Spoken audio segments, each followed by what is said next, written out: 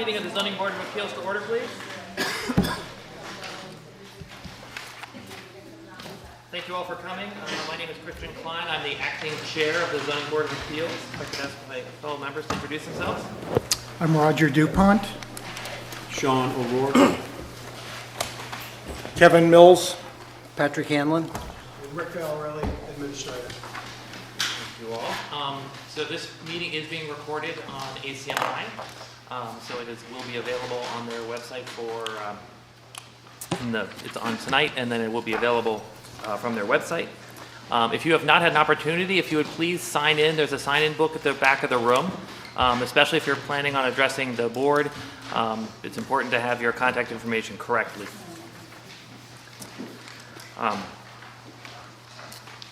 So the first item on our docket this evening is docket number 3617, 41 Westminster Avenue. So if the proponent could come forward, please. Right.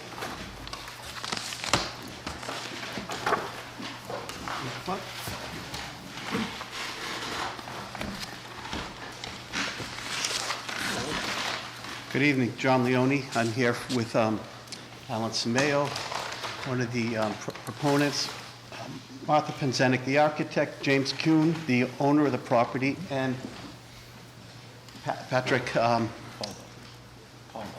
Paul Dalton. Patrick, I think he's Patrick. We're here after going through a year and a half, 2 years of the Historic District Commission. We finally got our house approved after much rigmarole. They've approved everything that we ended up proposing, and we came to a resolution on all the items. Two of them, though, require this board's approval as well. One being the only open space that we were able to get allowed through them was up behind the home. I believe in the maps you have the materials. You should have a site plan, and that's under section table 5.4.2, 2-11, open space usable. This one here, as you'll see, the only open space that they would allow us to use, that 8% grade, was behind the house.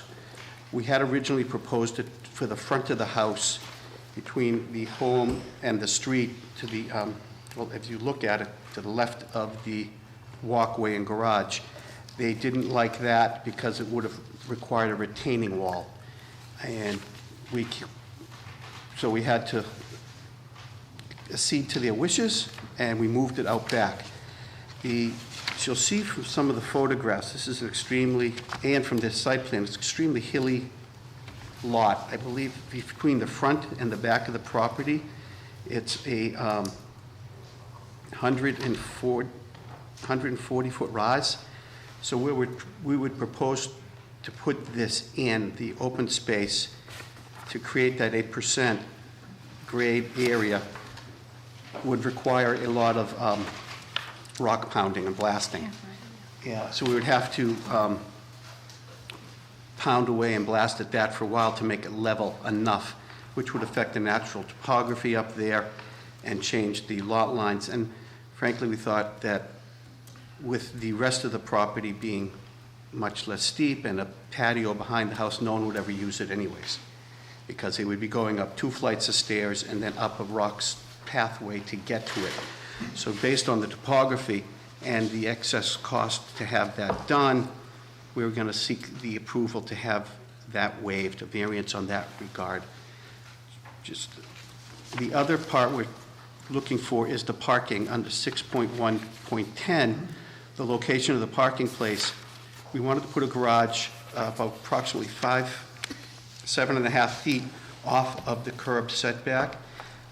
The reason for that is there's a 5-foot, there's going to be a 5-foot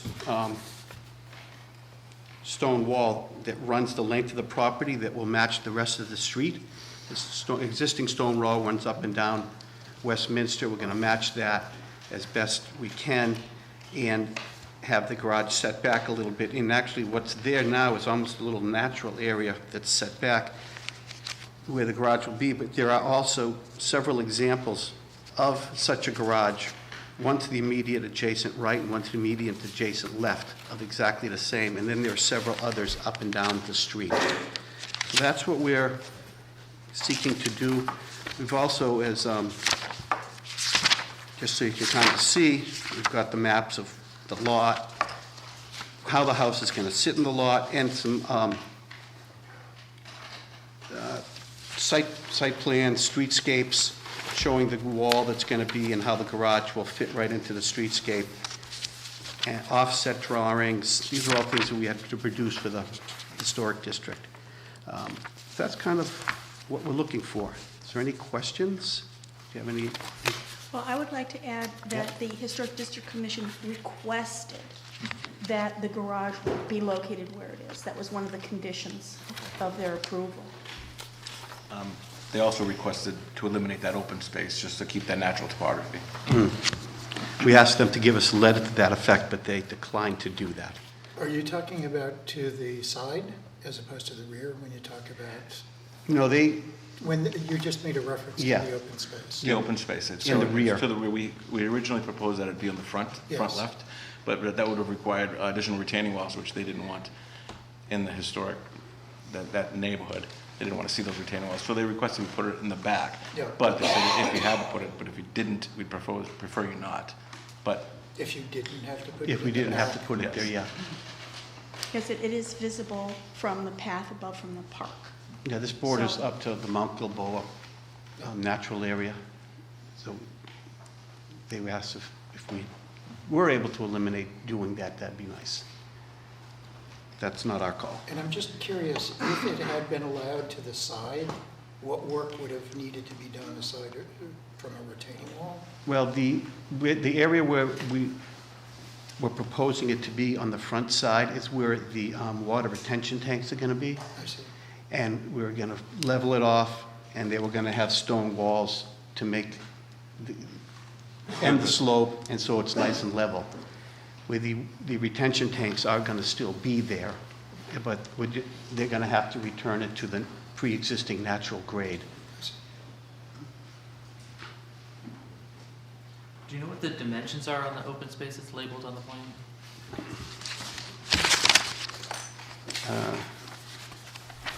It's labeled, it's identified as 772 square feet. It's not Yeah, let me see if I have a better map.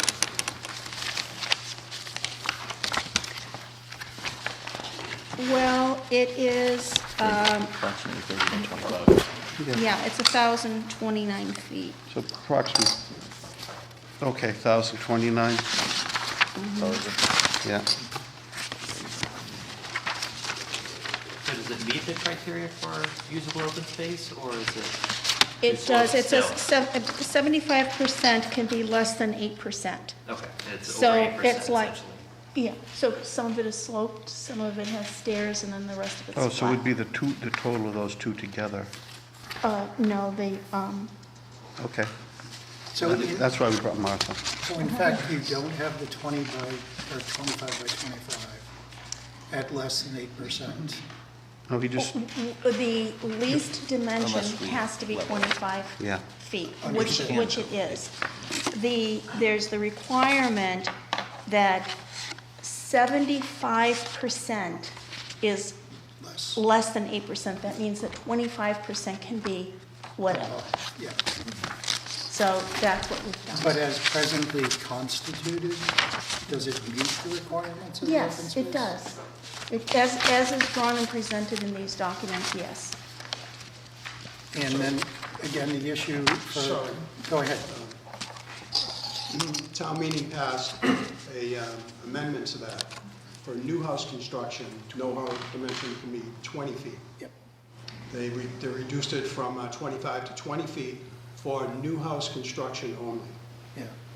There was another condition with that, wasn't there? Remember correctly? Space. It had to do with whether you were parking with the, Inside the house. Service parking. yeah. But given the gross square footage of the house, the minimum required usable open space would be 1,290 square feet. What you're saying is that you have 772 instead of No, that. no, we have, what is required is usable 1,029. Of that 1,029, 10% is landscaped. Okay. Of that 1,029, 772 is less than 8%, 8% less.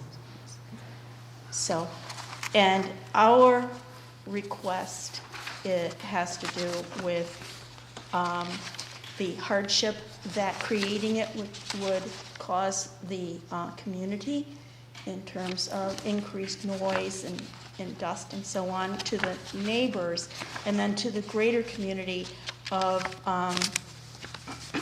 sort of domesticating the wild landscape above the house. So.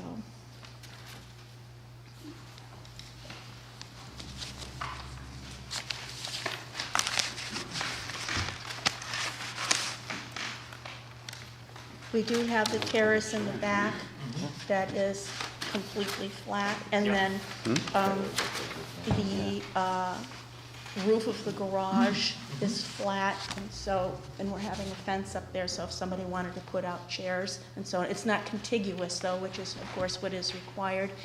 And then the remaining part of the land is, you know, play Wild, area. yeah. Yeah, it's just, you know, like kids play anywhere in Arlington on slope sites.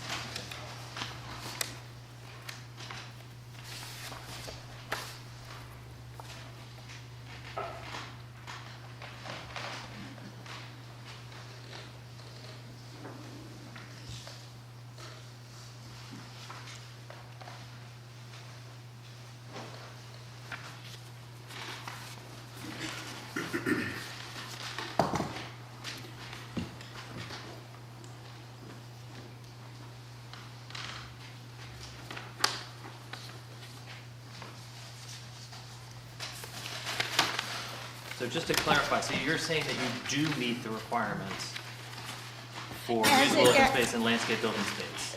That's correct. Yes. Yes, Okay. but we don't want to do it. So And what you're what- saying is the site plan as submitted, you do not want to do? We want Correct. to, yes, we want to eliminate that change to the topography behind the house up where it says Lot 1A. We want to get the permission of this committee to eliminate the requirement to do that. Okay. We did it and then decided, we don't really want to do this much damage to the So landscape. can I be clear when you say we don't want to do it? What is it specifically?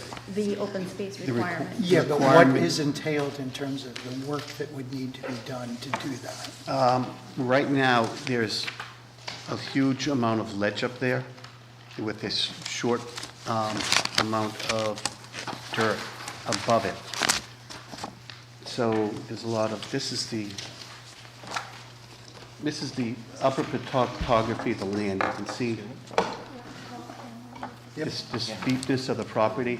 Yep. So in order to meet that flat open space up top, it would require these, this is the natural topography line would go straight across like this. All of these, as you see in this plot plan, and this, are hammered out in order to meet the 8% less grade. So that is what we're seeking to eliminate, the requirement to meet that portion of the zoning bylaw, and eliminate the need to have the So you do- 75%. So I'm sorry, and I apologize because I may just not be getting it. Yeah. But are you saying that you do or do not meet the 8%? We do with, if we followed this plan exactly, we would meet it. But as it exists on the ground? No, right now it does not, no, no. That's Yeah. wasted. Yeah. Okay. Yeah, it does, the topography, the current topography does not meet it at all. Okay. In order to meet it, we would have to hammer away. Well, they would have to hammer away, not me. can get up there to Hamlet. Did there used to be a structure on the property? Never, Never? which was one of the big fights with the Historic District Commission. So it's a matter of hammering out 8 feet of ledge. 8 feet.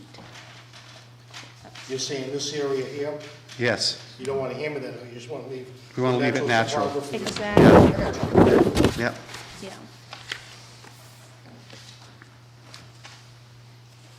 Yeah, that's how I was. Any other direct questions from the board? Is there questions from the audience? Anybody would like to speak on this matter? Sir? Yes, Mr. Chairman, thank you. Crystal Reddy, 56 Adams Street. Unfortunately, my public records request for the documents for tonight's hearing wasn't fulfilled before tonight, so I'm a bit at a loss. But can you tell me, is this lot one that was formerly part of 51 Westminster? No, this has been a lot in existence for over 120 years, I believe. Right. And but- it was not part of 51 Westminster. The guy who owned it, Mr. Kuhn, owned both this lot and 51, and they were always separate parcels. They were never contiguous. There was at some point in time, the 80s, I believe, a small portion of this lot was cut off and given to the lot next door so that they could meet some setback requirements for a stairwell. And what is the frontage and lot area? The lot's 11,656 square feet, and the frontage is, oh my gosh, I think it's about, I have another map, You have it listed as 72 feet on the... 72 feet? Oh, thank you. Oh, yeah, here it is. 72 Yeah, feet. 72 feet. Mr. Chairman, I just clarify on your question about the 20 feet where you just wrote the space of the, but the revised bylaw says that you can have surface parking. I'm not quite sure what that means in this context. I'll leave that up to you. Otherwise, I will leave it to the board to determine whether this meets the state requirements for variance. Okay, thank you. Anyone else wishing to speak to this matter? Yes, please. Hi, my name is Natasha, and I live at 51 next door. I'm a little concerned about the idea that they're wanting to protect the neighborhood by not digging out a flat portion at the very top, because the majority of the digging will be for this house. The house has several stories, a full basement that connects actually to the garage at the front.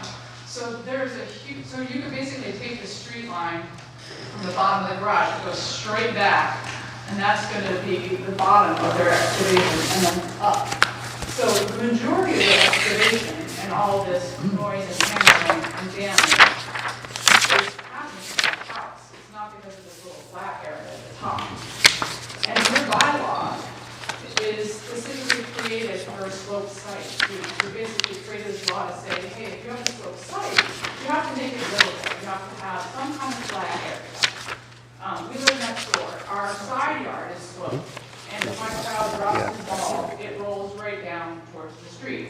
If I put a kiddie pool on it, it's sideways and only a third full. But our entire backyard is flat and usable. We have a deck, we've got chairs, and our house is only 1,300 square feet. And so it meets the kind of requirements that the Historic District Commission are interested in. It meets the zoning requirements because it's a reasonable sized house with a flat area in the back that's livable, and only some parts of it are sloped. But they're wanting to put in a 3,400 square foot house. And in order to do that, they have to cut an enormous chunk out of the rock. I mean, enormous chunk out of the rock. And so if they're complaining about this little flat area, they have to complain on the top. That's really chump change in comparison to what's actually going to have to happen to make this thing sit in that site. So I would like, I'm a little bit concerned about that. Okay. And the Historic District Commission was concerned about the number as exceedingly large retaining walls that are required to get that flat part in the front, so they thought they would stick it behind some kind of a Band-Aid measure. But so, just voicing my concern. Thank you. so I would like to just correct one misstatement she made. The garage floor is at 102 feet. The basement floor is at, there's a set of 13 stairs heading up to the basement, which is at 111 feet elevation. So we won't be bringing the house down to 102 feet. We are only going to level it out at 111 feet. So that's just that one misstatement I can't have floating out there in front of the board.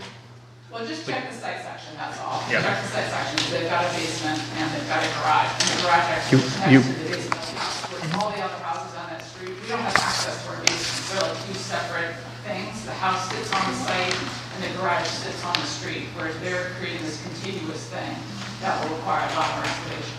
Okay. Thank you. The board has the plans.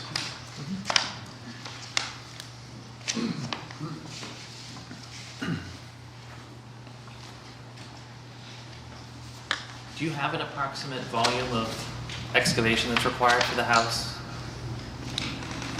Footprint? The volume of The volume? We don't know what the volume would be. Yeah, I don't. Yeah, we don't quite, because we're not sure if we know that up top it's mostly ledge. Down below, we're not sure if it's ledge and soil mixture, or where ledge is going to be found down there. Okay. So as far as the amount of hammering that's going to be required for the house and the garage, that's not been determined yet. Okay. We're hoping to hit dirt instead of rock. The basement's not gonna be a full walkout basement, it's gonna have a crawl space, and then we're just gonna have an area from the front left-hand side, as Yeah. the plan shows, For the plan, yeah. as a full basement. Are there other questions? Yes, please. Well, kind of in tandem to that question, Can you just state your name for the record, please? Laurel Kane, 79, Monrovia. And just to piggyback onto the question of how much to be excavated, what is the amount of time required to do that excavation? And what measures could be put in place to possibly guarantee that there wouldn't be a public safety risk? I think we've all had the experience of doing construction at one point or another in our homes around here, whether it's replacing cabinets, pulling down a Corsair plaster wall, putting on an addition, and when you're all done, in spite of the plastic that the contractors put up and tape in place, your whole house is covered with the skin coat of plaster dust. And so my fear is that all this excavation, that rock dust is airborne, it's in your house, it's in your house, it's in your lungs, and how could they possibly have any chance of saying that that's not going to happen? And it seems like the public safety trumps the wishes of development. Rich, I don't know if you can address that question. Yeah, so the fire department may implement they will spray the area down as they're excavating or as they're chipping if they required it to be so. I don't know, do you plan on blasting there? No. Okay. Camera. So there won't be a pre-blast survey, nothing like that. So the fire department will step in, they will require measures for dust control. Well, we're getting back to how long, I don't have any idea how long that kind of work will take. If it takes a day, you put a fire truck out there, fine, okay, spray it down, okay. But if it takes 3 weeks, if it takes a month, everything always takes longer.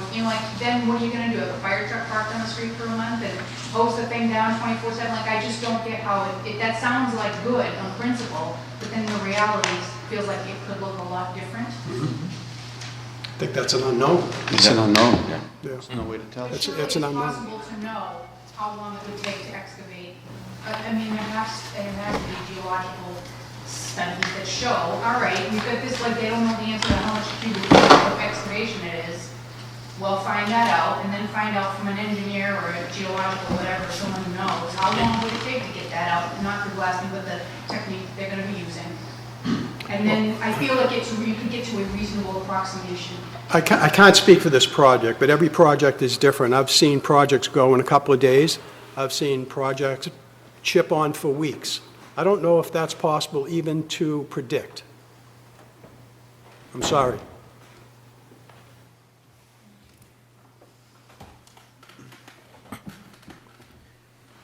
John, I wonder, I'm trying to figure out the extent to which what we have here is an effort to make things a little better, but in the absence of a variance on the open space requirement, what would happen? Is this project dependent upon getting that? No, if we did not get the variance, we'd put the open space in as required. We'd move forward. So- Move forward. So the issue with that isn't whether or not you can build at all. The issue is whether you build this way or build Without the open Without space the- with the requirement, open space. correct. Mr. Loretti raised the question about how this project fits within the state standards. And the state, in Section 10, as you know, one of the issues is hardship. But it's hardship affecting the owner of the parcel.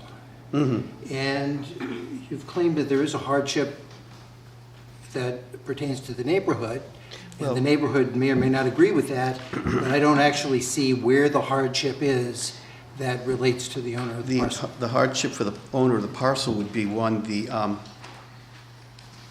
changing the natural topography and retaining the land in as much of the natural state as it can, and also that would also reflect back on the folks using the park above it to be able to see the landscape as naturally as it can. And the second hardship here would be the excessive cost to do the work up there that, you know, ultimately probably will not be utilized by anybody. Okay, so could you dwell on that for a little bit? Because it seemed, I mean, I get, this whole thing is set up so that there are the variance requirements is so that there are 3 requirements, 2 of which sort of relate to the kind of the general public interest here.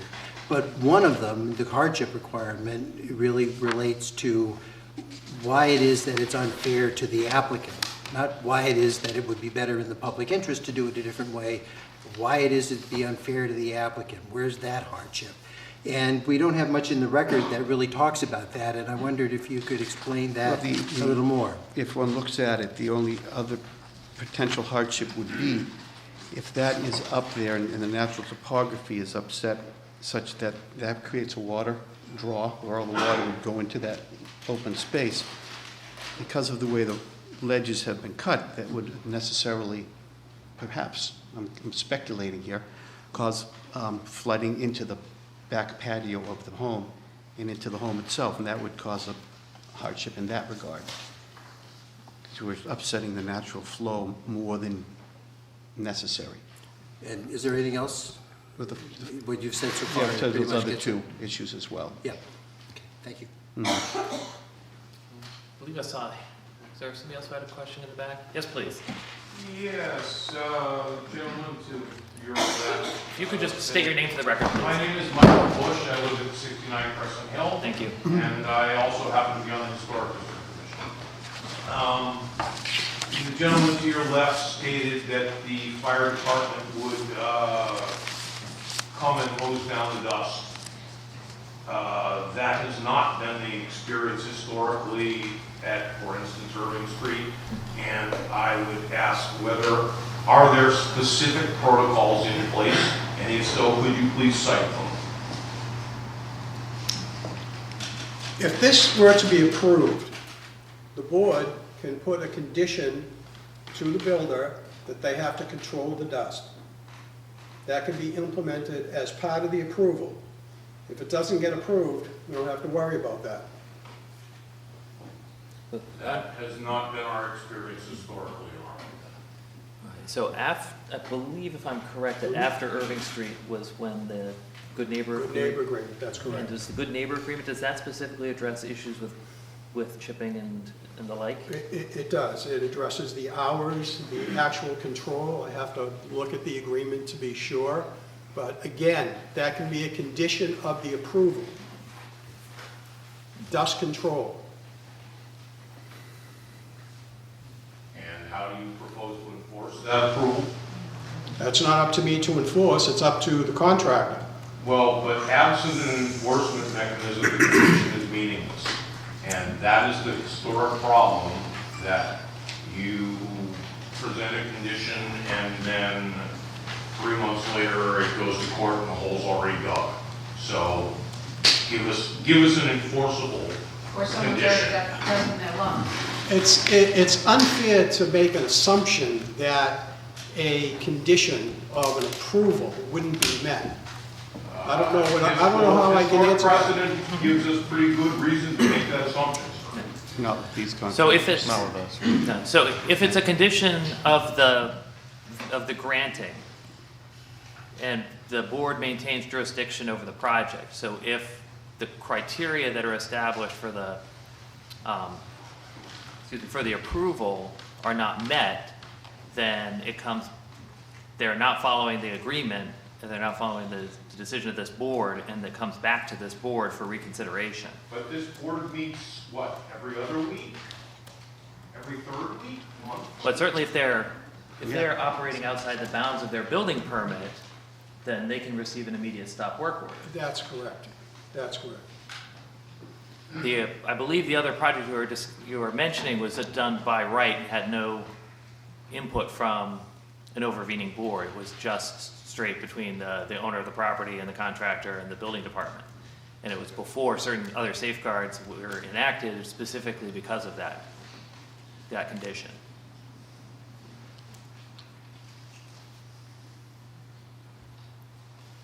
Other questions from the, other questions, comments? Yes, one hand there in the middle, please. Suzanne McLeod, 61 Madison Avenue. I live at the top of the hill on the other side of the conservation land. I have two questions, two concerns. One is the effect of this proposed plan on the ledge that exists as it is. I go there pretty often. It's one of the best views of the sunset from the conservation land. And then I often use the path down to Park Ave that goes right through, I think, the proposed development. I've been there 23 years and use that path pretty much weekly to get down. It's one of the quickest ways for me to get to my house down to Park Ave. So I'm wondering what the effect of this proposed plan would be on the path and the access up to the conservation land and my house, down to the Peter Pan corner. And also what would be the effect of this proposed, it's hard to understand back here just how high the house is going to be and if it affects the rocks I sit on, and would I be looking at someone's bedroom, Yeah. or would I still see the sunset over the house? I'm not quite sure about the heights, but I think it's a pretty precious part of the conservation land, that particular outcrop. Barefoot? Could I speak to that? Well, first of all, it's private property that you've been traversing. It's not public land, it's private property. And the gentleman who owns it could have fenced it off at any time. So it's private property, it's not a public way. There's no easements. There are no easements, it's private property. So, and the other thing is that as part of the approval from the Historic Districts Commission, it was requested that the top of the roof, the ridge, be the same height as the red house next door, which is number 37. So it won't be any higher than number 37. And the Historic Commission also requested that we push the whole house further down into the ground to lessen the basement walls, to lower the whole visual impact of the home, to make it fit into the landscape more appropriately, which they gladly complied with. But the issue of the park, as Martha says, it's a private property. There was actual litigation was brought against Mr. Kuhn by someone trying to prove they had a right of way, and that was dismissed by the land court. So there are no pathways, there are no easements, and if you look at the property with that 145-foot drop, it's perilous to try and walk down there in anything but extremely dry weather.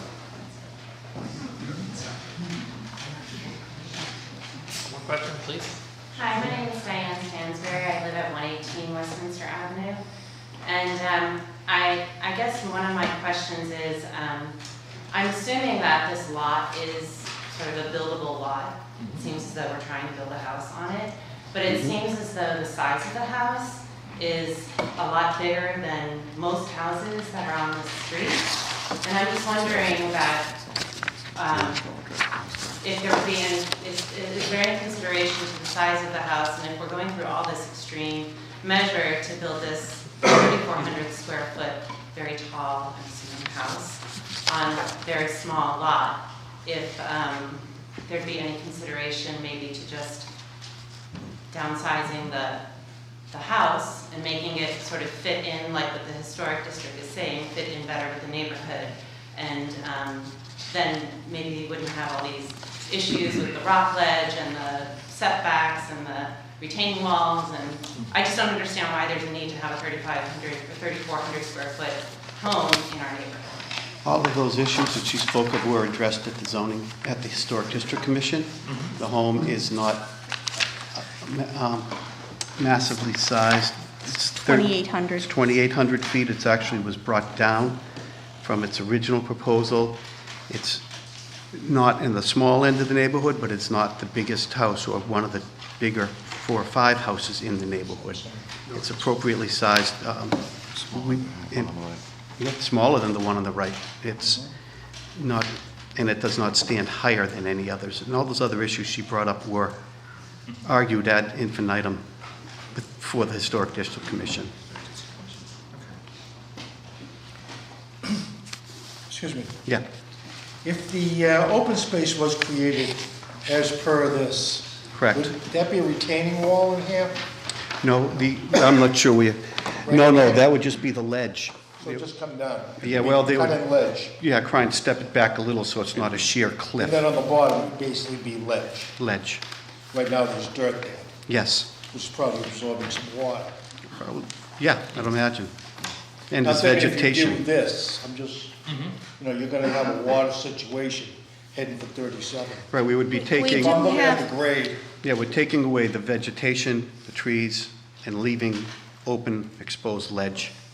There was a civil engineer that was hired. We have drawings that address the water runoff, as we understand it to be, so that there is a drain, linear drain that runs across the back of the retaining wall. There's the terrace and then there's the wall, right? And so there is a drain there that collects water, but if it's extra super duper heavy rainfall, It's gonna go towards the neighbors.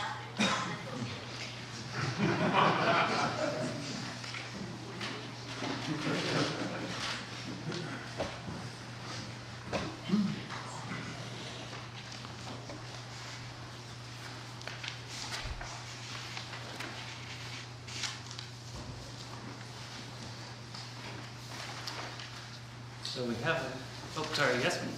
Roy Goldstein, 91 Westminster Avenue. I like the fact that there's discussion of not mitigating or working on the land behind, because I think one thing that's not being emphasized maybe enough is Mountfield Boulevard, conservation land, which is, it's an important vestige, and there isn't much left in Arlington in the open space parcels. And I like the fact that maybe there's thinking of not, cutting out as much of that as possible. But even if the house isn't the biggest, maybe the scale could be a little bit smaller, so it is a little bit less of an impact. But I think because there isn't much left in Arlington, there's also an historic element to that parcel as well.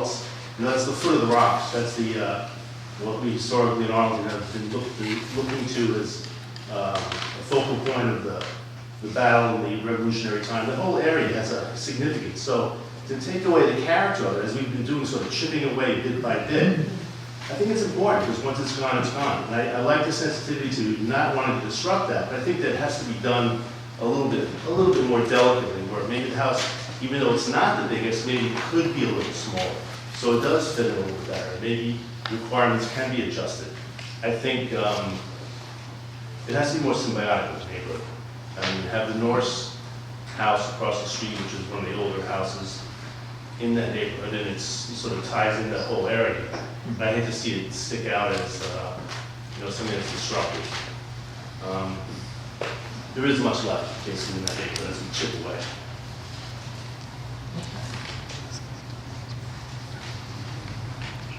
So one more here, we gotta move. Thanks. Hi, I'm Chris Walters, I'm at 154 Westminster. So I just wanted to kind of go back over a couple things just to clarify and understand a couple of points.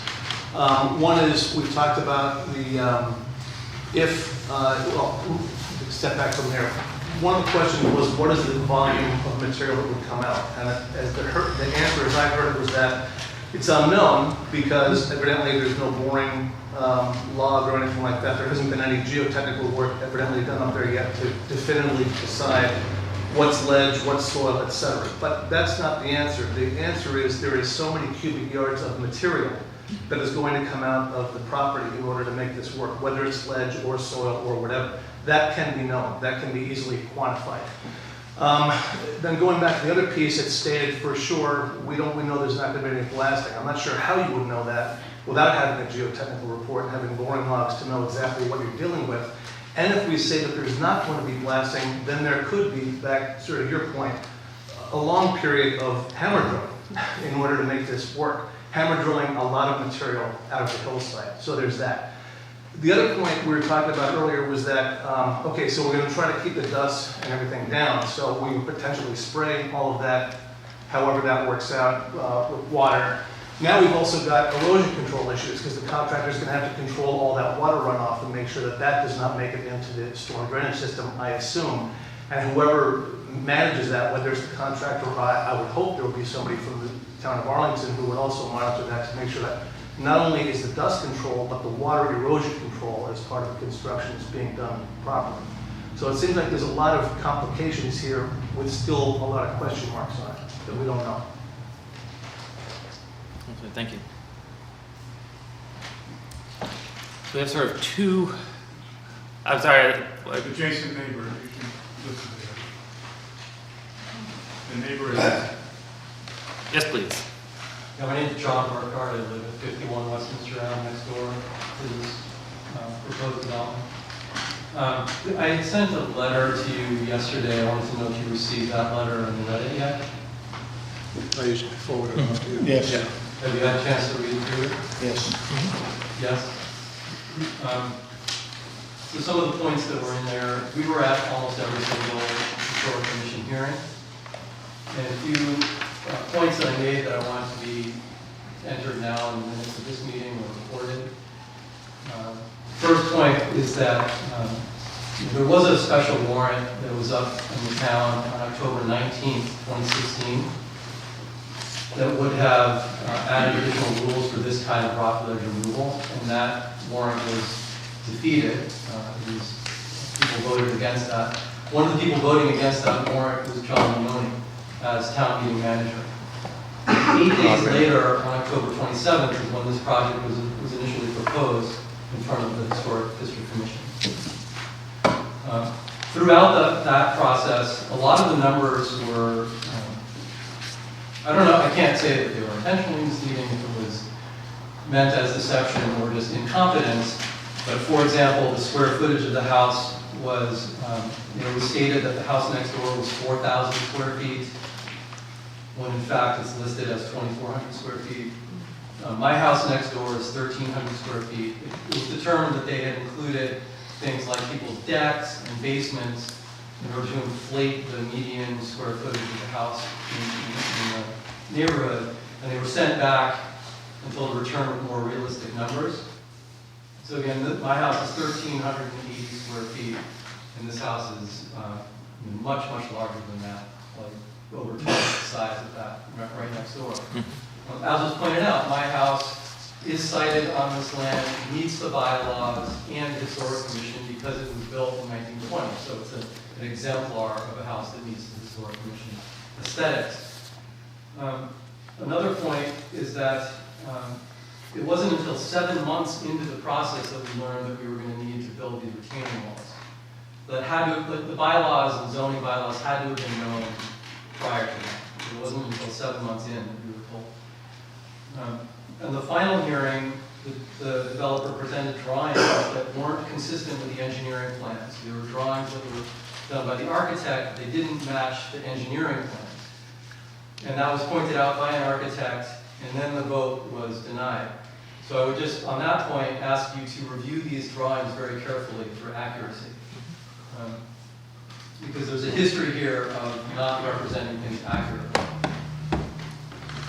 After that was denied, the developer sued Arlington and settled. So part of the settlement was to come back and present this here, and also to get the letter from the Historic Commission to recommend this variance. The other point I wanted to make was on the question of hardship. The answers I heard were hardship to the developer, who's going to cost them more money, and hardship to the potential buyer of the house, that doesn't exist yet, because they would have drainage problems, but not any hardship to the current owner of the property.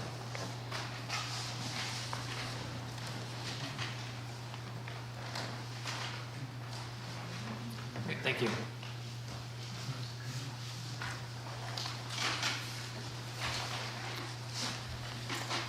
So there's really sort of two parts to this request. One being the open space at the rear, and the second being the parking in the front, within the front lot setback. So curious what people, what members think about let's take the parking first. I have no issue with the parking, given the site and consistency with the neighborhood. It's architecturally, compliant with the rest of it, matches the rest of the neighborhood. So, it looks good. Pat, do you have any comment on it? No? And then in regards to the open space at the rear, so it seems this feels like a little bit of a different kind of an ask, because certainly by the statements of the applicant, it is possible to do, it is feasible to create this open space. It's just that the open space that would be created would be less desirable than the condition if they did not create the usable open space. But the question then is does that meet these criteria as far as a variance goes? I think that the record is quite thin on this. I don't know how much extra cost it is, and it's always more cost. If it was less cost, people wouldn't come to us. I'm also potentially persuadable at the notion that it would create a hydraulic situation on the property that would be undesirable to the occupant, and that does seem like a hardship to me potentially. But there's very little in the record that supports either of those two things, and it would have been nicer to have some evidence rather than just topic sentences without development. So I'm a little bit nervous about whether or not this in fact meets the state requirements of showing, on this one, of showing that you have sufficient hardship to justify a variance. So I had that same sense. I guess the question I had was about the first criterion, about whether or not the soil condition, the topography would support the granting of a variance. And I went out there yesterday, and I actually walked to the top of those rocks there, without the right shoes, I might add, so it was fairly precarious. But is that large outcropping of rock that pushes forward, is that your lot? Yes. Specifically? Because my guess is that if you looked at that street, and I went up and down the street, and there's certainly a slope, and even though you can't tell for 100%, you could guess that there's a lot of ledge behind all of the houses on that street. The real question is this distinguishable from that condition? And my sense was that that large formation is singular in comparison to the other lots. So at least on that criterion, I felt like there was a decent argument to be made to say that it was affected as to soil condition and topography. Lot shape was not an issue. But I do have the same concerns that Patrick does about the hydrological parts of it, and even though it may be commonsensical to think that that could be an issue, it would be better for us to have that specific information.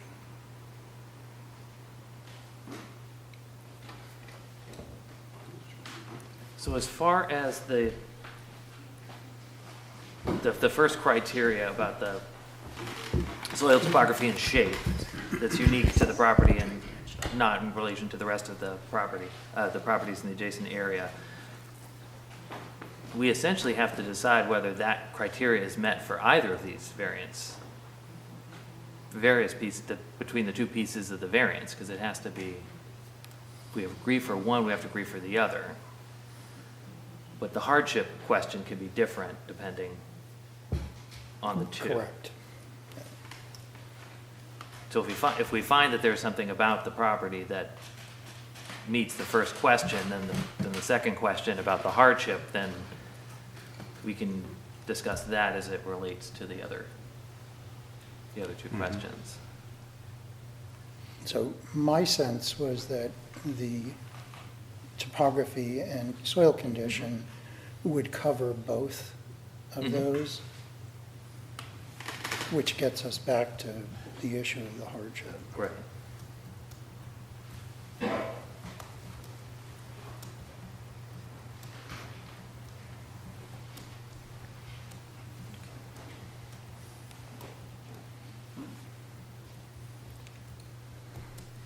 So Roger, you're asked, do you feel you have enough information today to make a decision, or do you think we need to request additional information from the applicant? I agree that I think that the whole hardship thing is, as Patrick stated, somewhat thin. And I'm not sure that it's information that couldn't be gathered straightforwardly. I don't know, you had made reference to somebody making some hydrological calculations. Is that what I remember hearing? I said that there was a civil engineer who was hired to do some design work on handling surface water and storage and dispersion and so on. But as to what he actually did to arrive at that, I don't know. Do you know, Alex? The civil engineer? How we calculated how much water runoff there is? Yeah. Based on the impervious area, and we will have the tanks to the left of the home to the front, just as any new home would have, it'd be this, impervious, based on the impervious area. Well, I think for the hardship, without going out onto the site and doing test borings and figuring out the depth of the soil and how close the ledge is to the ground, I'm not sure how else we could arrive at those calculations. I mean, has there been any attempt to determine the topography of the ledge below the surface? No, they're not. Well, we did a couple test pits, but not, we did a few test pits during when the engineer was out there, yes, we did. But not. They were mostly in the front? We had a couple locations just to see where we could fit tanks. Oh, okay. Yeah. And the tanks are going to be behind the new front retaining wall to an extent. The soil will be built up to that. So are those below the elevation of the sidewalk? Those No, tanks? it's above. It's above. The tanks? There's a retaining wall on the sidewalk that sits about 5 feet tall. Right. They're But as the behind. tanks percolate back into the soil, Yes. are they going to come out through the bottom of the wall and onto the sidewalk? No, we don't anticipate that. Based on what the engineer, he would, hoping that he accounted for that, which based on the amount of gravel that would surround those tanks and those Caltech systems, and what's required. So, Mr. Chairman, if I may. Because it's a new house, they're required to submit a stormwater mitigation plan. That stormwater mitigation plan, I don't know if this helps you, it helps the board, is submitted to engineering. Part of that plan is the calculations for runoff and water disbursement and what they're going to do with the water. That is not a plan that is approved by their engineers. That is submitted by their engineers for approval by our engineers. I don't know if that helps, but that is a requirement for any structure that exceeds an impervious increase of more than 350 square feet. But wouldn't we need to know what the runoff would be with those two conditions? either doing the work to provide the open space and then having some calculation without doing the open space. Because the argument, I think, in sum, is that if you do the excavation, you're going to increase the runoff substantially. Am I understanding that correctly? That's our speculation. So, but I think... We're eliminating the natural soil conditions, we're eliminating the vegetation that's there to absorb the... And that makes sense, but I guess part of the question is to what degree? I'm not even sure how it could calculate. I'm sure a hydrological engineer could do some...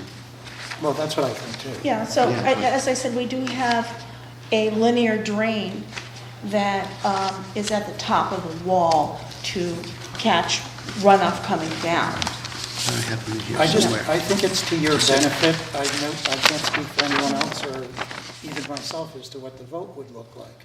But it would just strike me that it would be to your benefit to have that information available. I do have the engineer's drawing plan, very small. So is it my understanding then that you can't consider the benefit to the community for leaving the natural landscape there? So I'm just not sure that that fits under the heading of hardship. Well, I see the benefit part of it. I understand that you have those 3 criteria, but can we have a variance for those 3 criteria? They don't seem so narrow. Well, that's true. That's state law. They're intended to be narrow. The will of the voters in establishing zoning is supposed to be paramount, and this is a request to go against that. Mr. Chairman, I just want to there are 2 things I want to be clear. One is that many of the people who are here who may actually be somewhat rejoicing at our perplexity should realize that this is not about whether this house is going to be built. It's whether what this house is going to look like if it is built. And so, that's one place in which the public interest comes into effect. But the variance standard is not intended to provide designs that are most beneficial to the public. There is a public interest aspect to it that it can't be detrimental, but the focus is on a certain kind of unfairness to the applicant. The idea is that because of something particular about this property, the applicant can't do something that everybody else can do, and that they deserve some kind of relief from a literal application of the bylaw in order to be treated fairly. And so in that respect, hardship can't be just turned into another way of talking about what's good for the public. Hardship still has to be shown by the person who's seeking the variance. And that's kind of where we're having trouble because, obviously it's more expensive, although we don't have any idea how much more expensive it is and whether to what extent that would constitute a real hardship. And the last part about the hydrology, I don't want to be cynical about it here, but if it's so vague that we can't get our arms around it at this table, it sounds like not the major consideration in deciding whether there's a hardship to begin with. Because if you were really, really afraid of it, you'd know more about how big the danger is. But again, yes, it is a narrow standard because it's a different kind of inquiry. The question is, could we be fair to you? And if we were, would that adversely affect the public interest in some particular way? And, we've got the public interest part. There's a disagreement on all of that, and there's often a disagreement about these kinds of things. But where we're struggling is with the hardship part. Why is it would be unfair to you to do it the way you would like to do it? I'm not sure I would use the word unfair. I think with the hardship is more of a continuing burden upon the property and the homeowner now, the builder now, and the future owners of the property. Yes, the initial hardship would be the financial burden of doing this. The continuing hardship over time is going to be the changes of the natural topography, which regardless if the house is going to be there anyways. It's the remainder of the property that's viewed from the public Mount Gilboa Reserve. And the hardship that's going to be created by, we don't have a hydrological study of how much excess water is going to be created and come down that hill, because it's coming down, because that's the only place it can go. And it's either going to go into the drain, which the architect and the engineer have designed, or if it's overwhelming, it's going to go into the neighbor's property. So we have a hardship in the future upon the future owners and potentially upon the homes to the left and the right. I know the folks on either side did speak against this home at the housing, at the historic district, but that was all resolved before. Now we're just talking about what it's going to be in the future with this house there. And I think those two issues of the cost initially, the change in the topography, and the water hydrological runoff are something that this board could rely upon in granting a variance to the open space requirement. And we do not have any hydrological studies, so we haven't gone up there and done borings. Because one, it's either going to be there or not there. So they didn't see the need to do boring. They're going to go up there and say, make it flat. And they're going to go at it and make it flat. Whether it takes a week, a month, we don't know. And everything else that was brought up, the dust, et cetera, will be controlled according to this permit that's issued. And they'll comply with all of those. So I think that's the short-term inconvenience of construction that the neighbors are worried about, but I'm concerned more with the future and how this house is going to be affected, whether or not it constantly has a wet basement and mold and mildew, et cetera, or if it is able to avoid that as best we can by leaving it in its natural condition. That's it.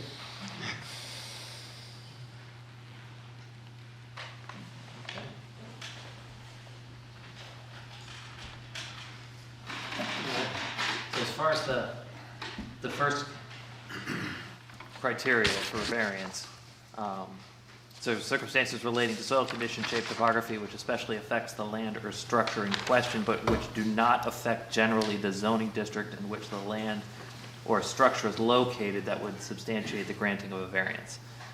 So the zoning district is fairly broad, and some of it is sloped and some of it is not sloped. So the entire zoning district does not have the slope that this site has. The shape of the land is affected by the location of the two large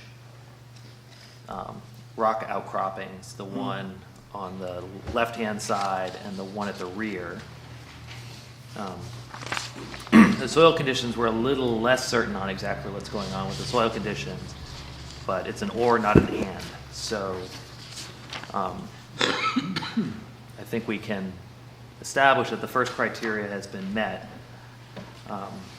For the second criteria, describe how the literal enforcement of the provisions of the zoning ordinance relating to the circumstances especially affecting the land or structure in question would involve substantial hardship, financial or otherwise, to the petitioner. So I think if we look at that with the two different circumstances, so as far as the parking goes,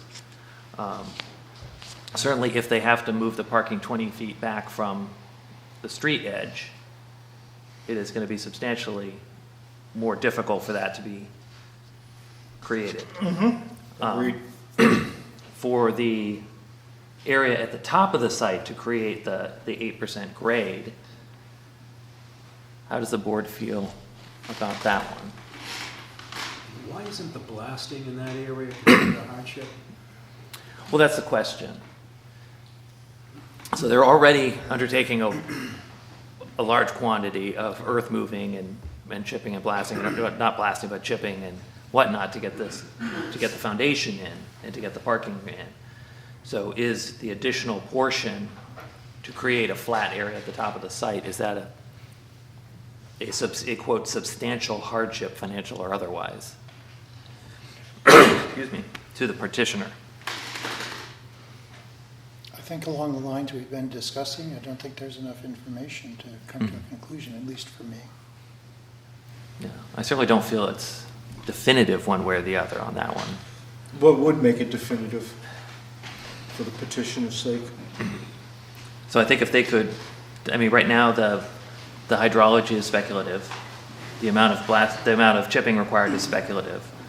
And so without knowing where those sit, it's difficult to make a decision as to whether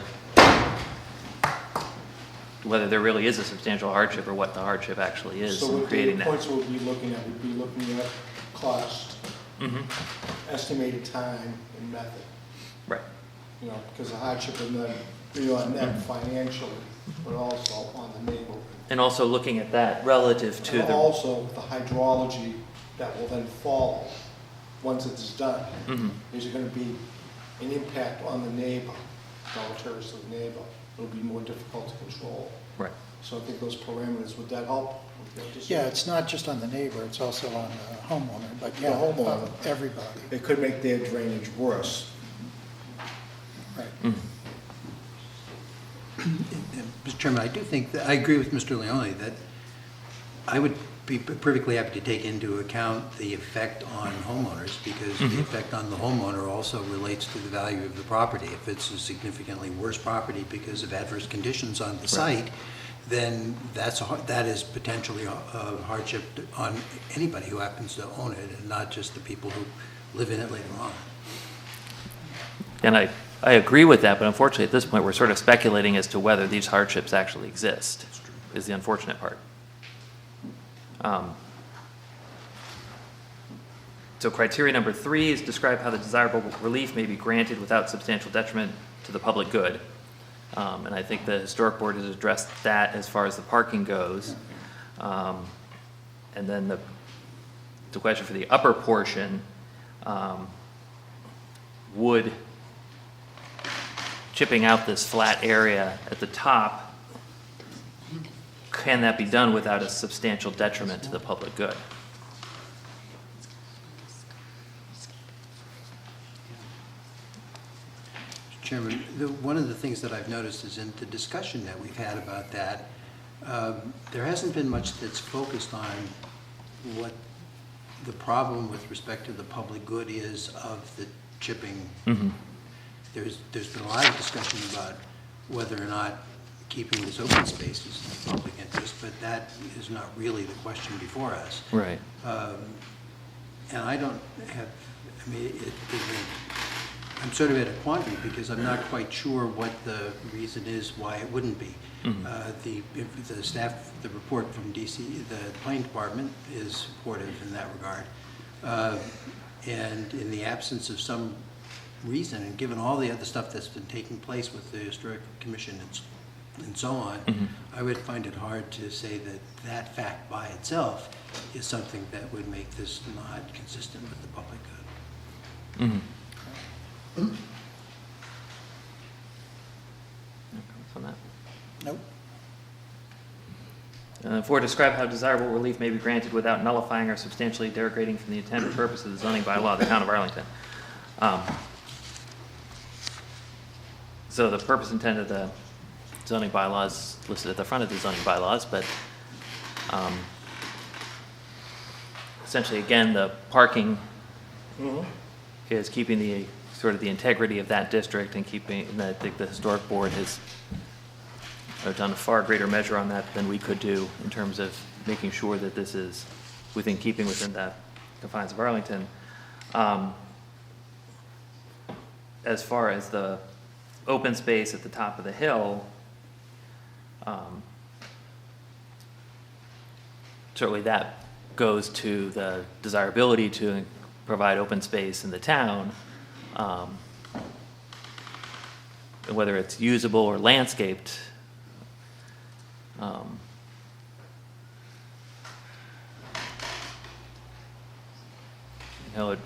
I'm not sure, I guess that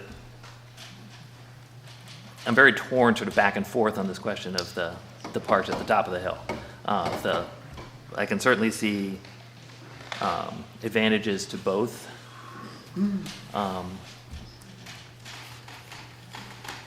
And as such, I don't see that there's a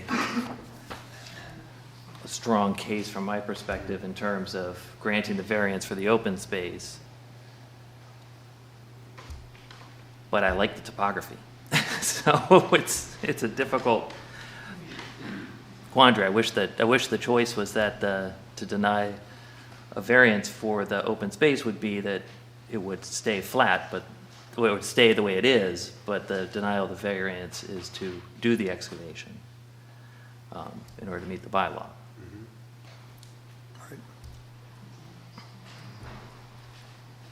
So based on the discussion of the 4 criteria, do we feel we have enough information at this point to vote on this, or do we want to request additional information in regards to the... Can we vote on them separately? The 4 criteria? No, the garage versus the... We certainly, I think we can bifurcate that. I don't think there's an inherent problem with that. There's somebody here vying for my attention. Yes. I'm sorry I came in late, and I'm sorry if I don't understand how everything works. It's my first time. My name is Maria Alberti Bertazzi. I live at 133 Lowell Street, in the house that my great-grandfather built in 1907. Okay. Which is right below, approximately. I also have little children, and I've worked in respiratory epidemiology, so I'm not too thrilled about the particular time of the year. Yep. But I'm a landscape and urban ecologist. Okay. And I just felt like some of the questions you were just asking now were relevant to what I wanted to say, so I'll be quick. Chipping away at open space, slicing off habitat that isn't too common in our area, the ledge. That's very, very decidedly proven to not be a good thing in urban areas that are trying to conserve natural or semi-natural habitat.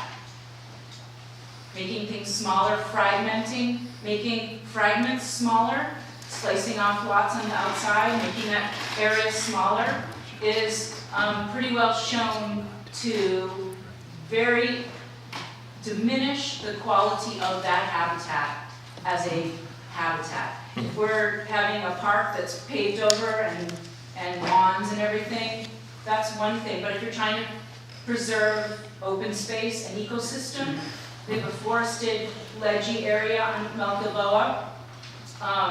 The more you're going to chop it up and take pieces off, the worse for that habitat. Thank you. Yeah, what she said. Chairman? Yes, please. Maybe one way, that was an extremely helpful intervention. So I went back and looked at the definition of open space, since that seemed like a place, it's the provision on page 3.8 of the zoning bylaw. It says, all open space, landscaped and usable, shall be so designed as to add to the visual amenities of the vicinity by maximizing its visibility for persons passing the site or overlooking it from nearby properties. The location and configuration of usable open space shall be so designed as to encourage social interaction, maximize its utility, and facilitate maintenance. So if we think about whether or not there's something about the proposal that undermines the purpose of the ordinance, first thing you know is that the bylaw basically points in more than one direction on this.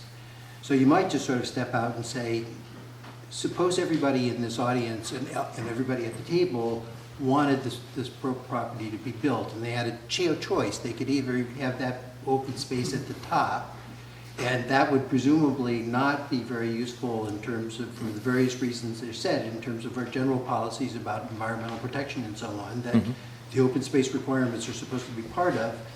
Obviously, that open space at the top is not going to have much to do with social interaction, except, it might be a place for the children to play and look out over, but it seems to me that if you think through sort of where the zoning ordinance is on this, it's not decisive one way or the other, and it would be very hard to say that the grading the variance would adversely affect that. That's the question we're asking, is it, would it adversely affect that? And I think the answer is that at the very least that's not proven, and it probably would not adversely affect it.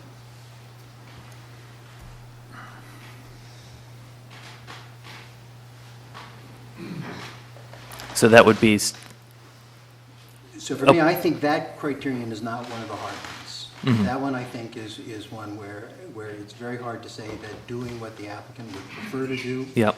would adversely affect would undermine the purpose of the zoning ordinance provision on open space. okay.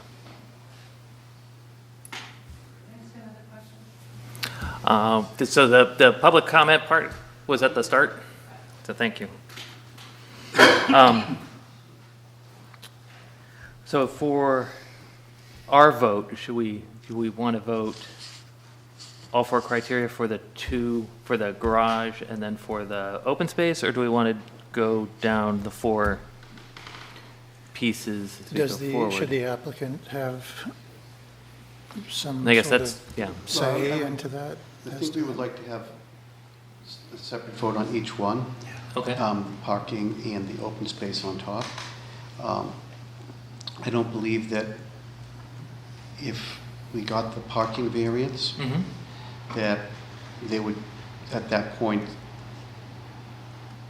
not go back and do additional studies and just chip away at the top of the hill, Mhm. instead of trying to come back and try and find some magic bullet that would satisfy a need which we think we already have with, as Mr. Hanlon already says, the intention of the bylaws to preserve open space, which is what we're actually trying to do. So, But I think that that's not the hardship part, right? the hang-up. So that's No, the issue about not right, but the undermining the intent of the bylaw. And so I think you do need to have to keep those distinct. right, but how can we prove a future hardship? No, we didn't ask you. Yeah. We asked you for information, I think, if I'm Can reading a everyone hardship- else. Can a hardship be visual? I Well, mean, the do we one- have a definition of hardship? So I don't know the answer to that because it's a general question, but I do think that what we were discussing earlier was all about runoff. Well, no, And- not just runoff. But it was the hydrological part. That's one of the. Well, that's what I was unclear of. So Right. when we talked about having less information than we might like, that was what I was referring to. Right. But how does one test for that? Well, you have somebody who is a scientist who says, if we don't do it, here's what the runoff looks like, and if we do it, here's what the runoff would look like. And I don't know how that happens, but I'm imagining that that's potential, that it's possible. Yeah. I'm visual. Yeah, well, I guess you could find someone to do that, but I think the narrowly viewing hardship as just a hydrological aspect of it as opposed to the immediate financial and the reduction of the open space, which the bylaw also encourages, is also a hardship. But I do think that you did spend some time talking about the idea of runoff. Well, that's 'cause and we're- how it would affect a house and how there might be a wet basement and mold and those sorts of things. Right. So, but I think that that's something that I would like to see more information on to demonstrate that that would in fact be true. It may be common sense that water runs downhill and all of that, I get that, and that taking away trees and, naturally occurring topography would worsen that. But I don't know to what extent, and so that's where, speaking for myself, more information along those lines would be helpful. So going in line with, I think the applicant was sort of saying, if we put a literal enforcement of and saying we need to create this usable open space piece that, it's 25 by 25, that's a relatively low grade. that is insisting on that particular aspect of open space, being usable open space, is that causing a detriment to the property that if it was left with a natural topography, would not be is the literal enforcement of the usable open space creating an issue as far as the usability of the property and the enjoyability of the property? Well, the enjoyability of the property, that gets back to the visual, which I guess is a lot of what we've been talking about and what you address yourself, in terms of a preference of being able to leave it in its natural state. So it's a visual hardship to take it from its natural state into this man-made sort of scar. But as far as using does having the land be in its natural form, does it impact the ability to use the land for gathering and the other purposes that that Patrick quoted from the bylaw?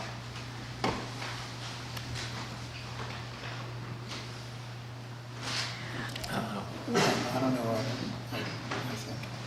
Are aesthetics and ecology not part of that bylaw? Is it just all about noodles for people to have use of the open space? So, if you could not just speak out of turn, but actually, but introduce. If you want to speak, ask to be recognized, then we can recognize you, please. So, Roy Goldstein, 91 Westminster Avenue. Just curious, in that particular bylaw, does it not consider ecology and aesthetics as part of it? And that's part of what.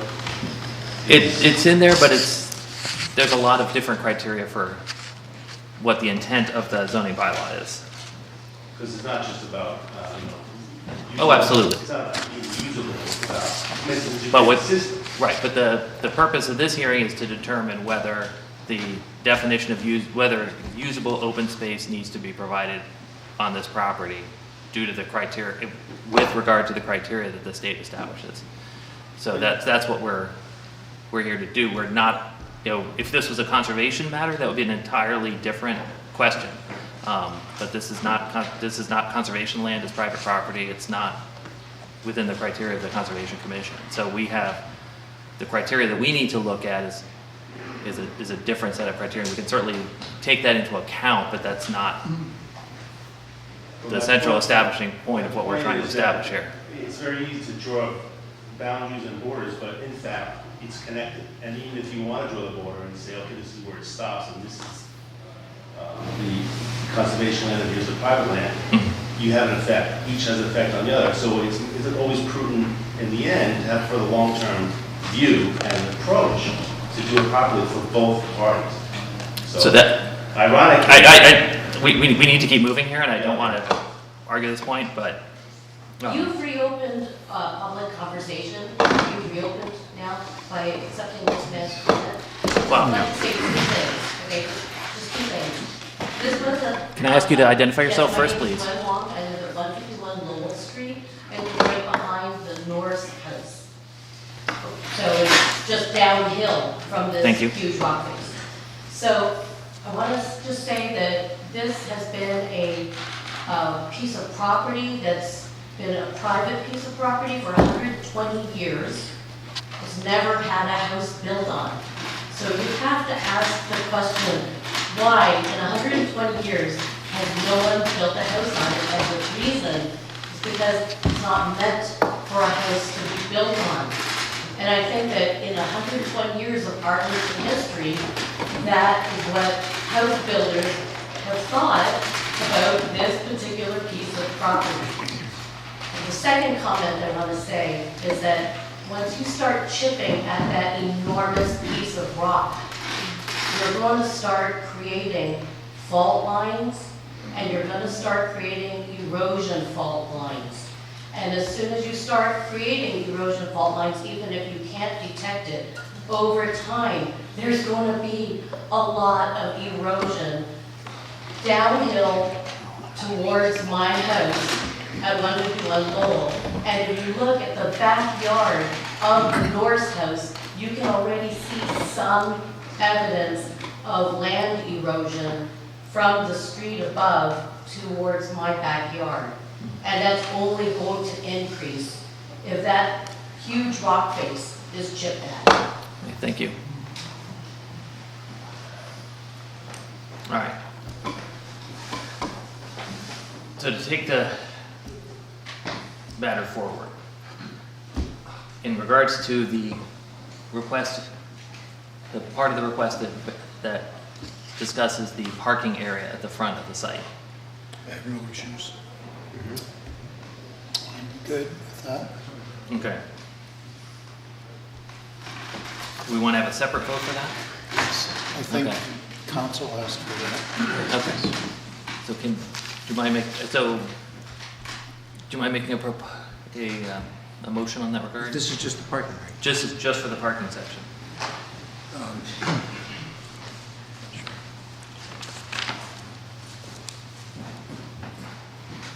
I move that the Board of Appeals approves the variance request as requested in the papers before us, to the extent that they apply to the parking space requirements in the zoning ordinance, zoning bylaw. Second. All in favor? Aye. And then to the second, to the question of the usable open space at the top of the hill. Do we feel at this point that we have enough information to reach a decision on this, or do we want to request additional information? Can I ask, there's one simple question that we haven't asked at all, and that is, how much money are we talking about here? When you really get down to it, what the showing we have so far is that it will cost a lot more to do it in a different way. It may involve some adverse hydrological effects that we might have an interest to avoid, but that we really don't know much about those and won't know much about those. And there also are potentially some visual aspects. At the end of the day, this whole thing may look a lot worse than it needs to look because we just haven't had enough to work at. Now, the state law on the hardship part, which is what I've been focused on all night, talks about hardship to the applicant or to the property owner, the petitioner. So turning that into hardship to the neighbors is not going to help on that particular test. But things that adversely affect the appearance or functionality of the property, things that affect its use or its value as a habitat, all of those are things that in this neighborhood matter. They matter to the neighbors and they'll matter to the people who occupy this house when and if it's built. And so I think those are also potentially hardships, and I would sort of take them into account. My sense is I'm going to wait a few minutes if there's nothing actually happens to decide whether I think this package is enough.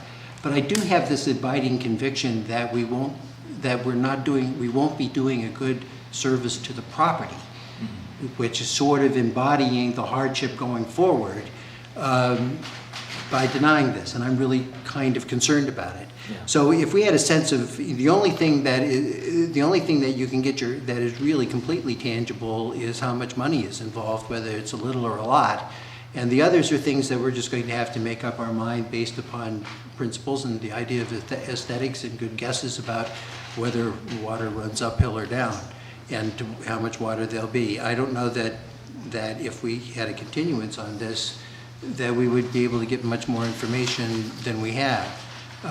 So I invite Mr. Leone to tell us whatever in addition he needs to tell us, and then I think we just have to make up our mind. It's about $25,000 to $35,000 to clear out that area. Mr. Smale tells me it would be $25,000 to $35,000 to clear out and hammer that area flat. Thank you. Yeah. And this is an area that was designated by the historic board because you're not allowed to access the front or the side in order to create Right, these. we could not put the area anywhere else but behind the home. Okay. And that was strictly to meet the zoning bylaws. We had to put it somewhere.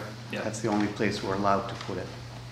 And so the hardship being then that you're because of the location that you are required to put it, it's a $25,000 to $35,000 additional expense. Yes. So with that in mind, Mr. Chairman, if I may, that somewhat mischaracterized. Can you identify yourself, please? I'm a member of the Historic District Commission, and that somewhat mischaracterizes the nature of our hearings. We did not require the open space to be at the back of the house. You wouldn't let it be anywhere else, Michael. The nature of the proposal was that in order to avoid approximately 10 feet of additional retaining wall, the requirement was that the house be sited towards the front of the property. They wouldn't let us put them And as a anywhere else. result of that unwillingness to give them 10 feet of retaining wall, the only remaining place is the back. But we did not require them to put it in the back. That was their choice as a result of the size of the house that they chose to do. understood, thank you.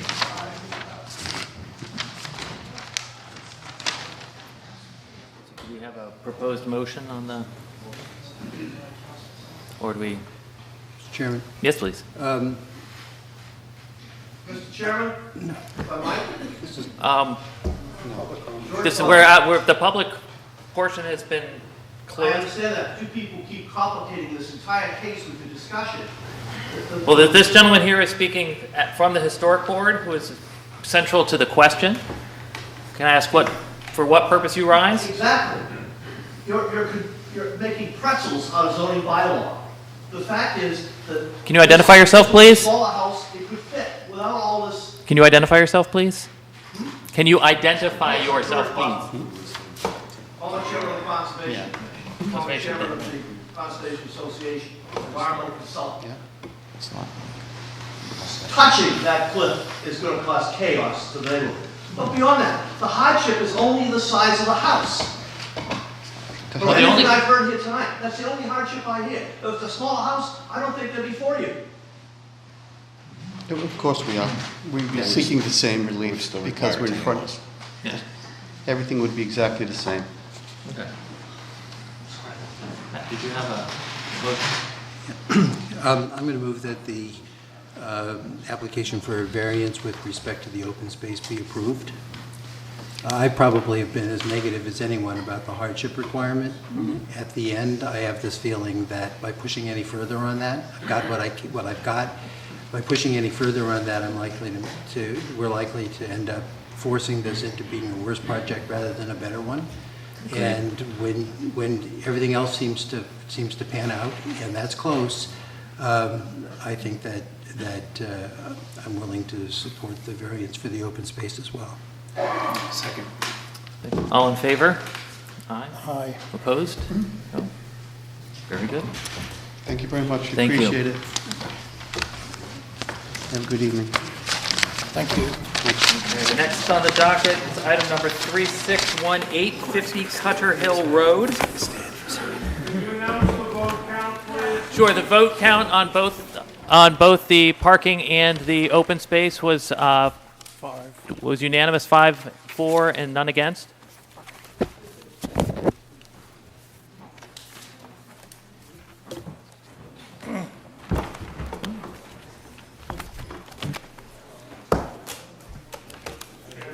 Yes, sir.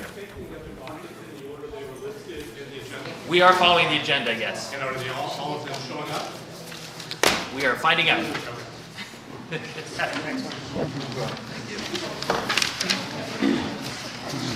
So 50 Cutter Hill Road, this is a request for a special permit.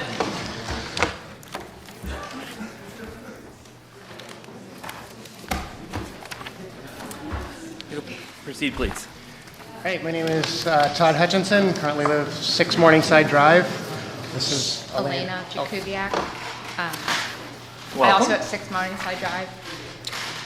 We have purchased property at 50 Cutter Hill Road, and we have a permit to build.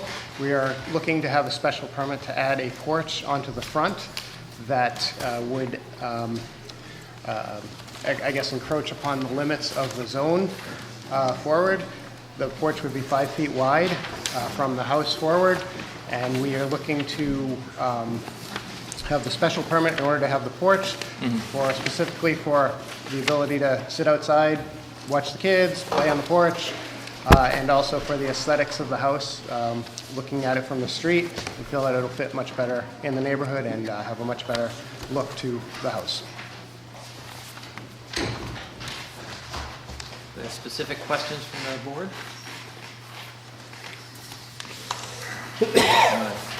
I've been by the property, I've taken a look. Obviously, you guys are underway. A little bit difficult navigating to your house on Cutter Hill Ave, Cutter Hill Road. So the house is a little bit different than some of the other houses in the neighborhood. Certainly, the houses across the street are much smaller scale. Did the construction, the rehabilitation you've been doing on the house so far, has it been increasing the size of the house, or is it more just sort of, what is sort of the? It certainly increased the size of the house. It was a cape before, and now it will be a 2.5 story building. That permit was approved by right for everything else? Correct. It's the same footprint, just Yep. you add up. Yep. Questions from the board? No, I'm all set. Are there questions from the audience regarding this? Yes, sir. You just state your name. It's 50 Cutters Hill. I live across the street. I'm just curious, like, what's the size of the porch are you talking about? Well, I don't have the exact dimensions. The picture is here. So it's essentially from. I'm also renovating my house, so like. Are you the one with the flat roof or Yes. the picture? Okay. Yeah. The depth of the porch is 5 feet, and the width is about 60. It'd be less No, than that. It's it's much less than that. Probably like 15. We can share that with you. Thank you. Is there anyone else who wishes to ask questions or speak for or against this proposal? Hearing none. Anybody? Motion, we accept the plan as proposed. Second. All in favor? Aye. Opposed? Very good. Thank you very much. Great. Thank you. Congratulations. Good luck.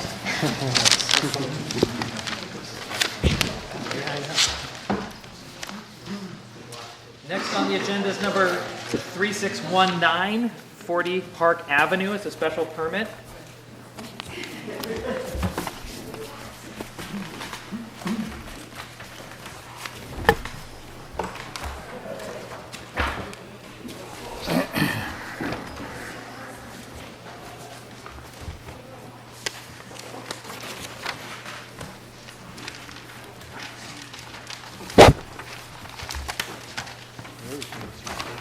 So you please introduce yourselves. Yes, my name's David Kuvinoff, and I'm representing the applicant. The owners are with me here. Brad Galley, Larry Thomas. Welcome, thank you. And we're here looking for a special permit to have an enclosed entertainment and recreational facility conducted for profit in an industrial zone. That's the only zoning relief we're looking for. They want to open what's called a CrossFit facility. I don't know how familiar you are with it, but it's an exercise facility which engages their clients in strength and cardio workouts in a small class setting. It's not one of these open 18 hours and you show up and lift weights. That there are classes at specific times, and in this case, they're 45-minute classes 6 times a weekday at 5:30 a.m., 6:30 a.m., noon, and then 4:30, 5:30, and 6:30 in the evening. 2 days on Saturday at 9 and 10, 2 classes rather, and nothing on Sunday. Before I get started, I just want to address, there was some confusion in the application. When Mr. Galley filed the application, he understood that the gross floor area calculation included basements and thought essentially that anything under the first floor was a basement. So that square footage got counted into the original application. It resulted in 3,600 feet and 12 parking spaces. Because the site has 8 originally, we expected to ask the board to exercise its discretion under 6.1.5. To reduce that, we met with Dan Amstutz and talked about some transportation management issues. But it turns out that we had an architect look at it, and what we in fact have is a cellar, not a basement. And in Arlington, there's a distinction, and the distinction is mostly significant for this very purpose. So the gross floor area, in fact, is 2.163 feet, resulting in requirement of 7 spaces. We have 8, and so we don't need any sort of special relief on the parking matter. So if you saw the memo that came out from Ms. Raitt, the only issue in there that they had at all was the lack of a transportation management plan, but we don't really need that. We comply with zoning completely. So essentially, when you then get down to the elements of a special permit, this is an allowed use by special permit in the zone. As to whether it's essential and desirable, it's a very popular health facility with a gym nearby. There's a sporting goods store nearby. I understand there are batting cages. The area's got a certain amount of this. And the other thing to know is there's just no externalities to this. There's no noise, there's no smoke, there's no truck deliveries. It's simply 8 or 9 people coming to a class 6 times a day. Everything happens inside, and then they leave. There's no undue traffic. This is off Mass Ave, and it's very near the bike path. The hours, at least until the evening, are all when no one's out. And then even in the evening, there's maybe 7 or 8 trips an hour. In a neighborhood like this, that's not going to have any impact. As for pedestrian safety, the sidewalk ends before this site, so there's no one walking in front of it. They'd have to cross the road to the lumber yard to continue down Park Avenue. So there shouldn't be any interference there. There's no burden on municipal systems. There was a dry cleaner there. I don't know how much water they used, but all we're going to have at this point is a bathroom. At some point, there may be a locker room and a shower, but that's it. There are no special regulations needed, and in terms of impairing the character of the neighborhood, this is an industrial zone. I mean, the character of that neighborhood is keep all that stuff out of all the other neighborhoods. So it's pretty hard to impair it, I think. But this certainly won't. This will be a building that'll look cleaned up, but pretty much exactly what it's always been. It's a modest, low-impact use, popular with people, and we think popular with the people of Arlington. It's helpful to health and fulfillment of the New Year's resolutions, and we just ask that the special permit be granted. So the packet that you had sent out, it's dated February 21st, the plan on that last page that shows the 8 parking spaces, that's I believe the most recent plan. Does it have the handicap space? That's the does. Yes. Yeah, okay, yes, that's the most recent plan. So for the maneuvering in and out of the parking spaces, where basically you have to come onto the property from an adjacent property to get into and out of the parking spaces, does that pose a problem with any of the adjacent properties? Historically, it hasn't. Okay. I mean, the laundry actually posted their parking in the rear. I'm not sure who the legal ownership of that right-of-way is, but there's a big, wide-open curb cut that buildings in that area have used. Right. If it's owned by somebody other than the town, I'm not aware of it. And the other side of the right-of-way is Park Ave, that's the Park Ave location? Correct. Okay. So currently, so the building used to be a dry cleaners. Are there any environmental issues involved with it having been a dry cleaners? It has been through DEP. And it has I been, understand, the owner's representative here, if you have detailed questions, but my understanding is they've closed out that file. Whatever may have been wrong has been determined and cleaned up. But we're not turning over any soil or breaking up any asphalt or anything anyway, so this use would have no impact on that. But the owner is aware of whatever was there and has taken care of it. We're lessees in this case. So I just have a question for Rick. So in what you had sent most recently, the letter from the architect that gives the calculations and reaches the conclusion that it's a cellar, that's consistent with the way you have seen this? Well, so I'm a little bit confused. I don't see where, and show me where seller does or does not contribute to gross floor area. I know a cellar is significant in determining a story. Yeah. I don't know that it cannot be counted for gross floor area. Well, gross floor area is defined by the sum of the horizontal stories. And the bylaw is quite specific that a cellar is not a story and a basement is. And so the place where it matters is here. Because gross floor area, as I said, it's the sum of the horizontal stories. And the cellar not being a story, that drops out. I think it's up to the board to determine whether the cellar is or is not contributing to gross floor area. That seems to be the issue here as far as the parking spaces. It's based on. Yeah, so per 5.3.2 gross floor area in the zoning bylaw. When I talk about the areas of buildings which are to be included in the calculation of gross floor area, number 6, it says cellars in residential uses, which would imply that if it's not a residential use, cellars would not be included within the calculation of gross floor area. It's up to the board to make that determination. Okay. Yeah, I saw that today as well. So, I mean, I think the basic idea is if it's a basement, it conceivably could be expand the use. Here, the only thing that would be there would be lockers or something that the same number of people upstairs would just go downstairs. It's not going to bring more traffic. And it wouldn't be that there would be a second studio in the basement, and excuse me, in the cellar area? No. Okay. Do you know what the ceiling height is down there? I think it's on the plan. I thought Okay. it was 7'8". Oh, okay. He wrote it on the plan. It's on the Sorry plan. if I missed that. There are beams that come down as well that would interfere with using it. Okay.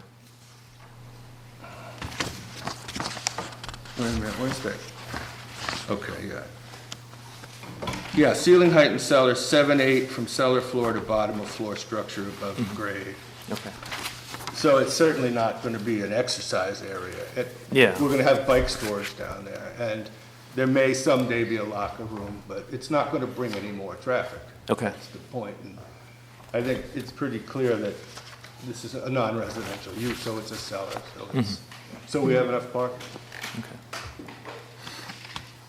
And then Rick, the building department, I think I had asked you, the building department doesn't have an application yet, but you guys will vet it for building code and specifically the existing building code, make sure that all the requirements are met. Correct. So that'd be for you for use. All the other building code issues, AAB, will be in special services during our plan review. So anything? Is there any questions from the board? no, that was my sole Okay. question. Are there questions or comments from the audience? Yes, please. My name is Kristen Anderson, I live at 12 Road West, and my business occupies 60 Lowell Street, which is in that industrial area.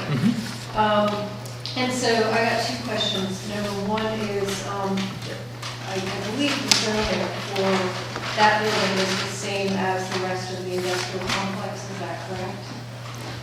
I'm sorry, can you repeat that? Is the zoning of this building on Park Ave the same as the It is. rest? Okay, that's okay. And then my second question is, who is the landlord?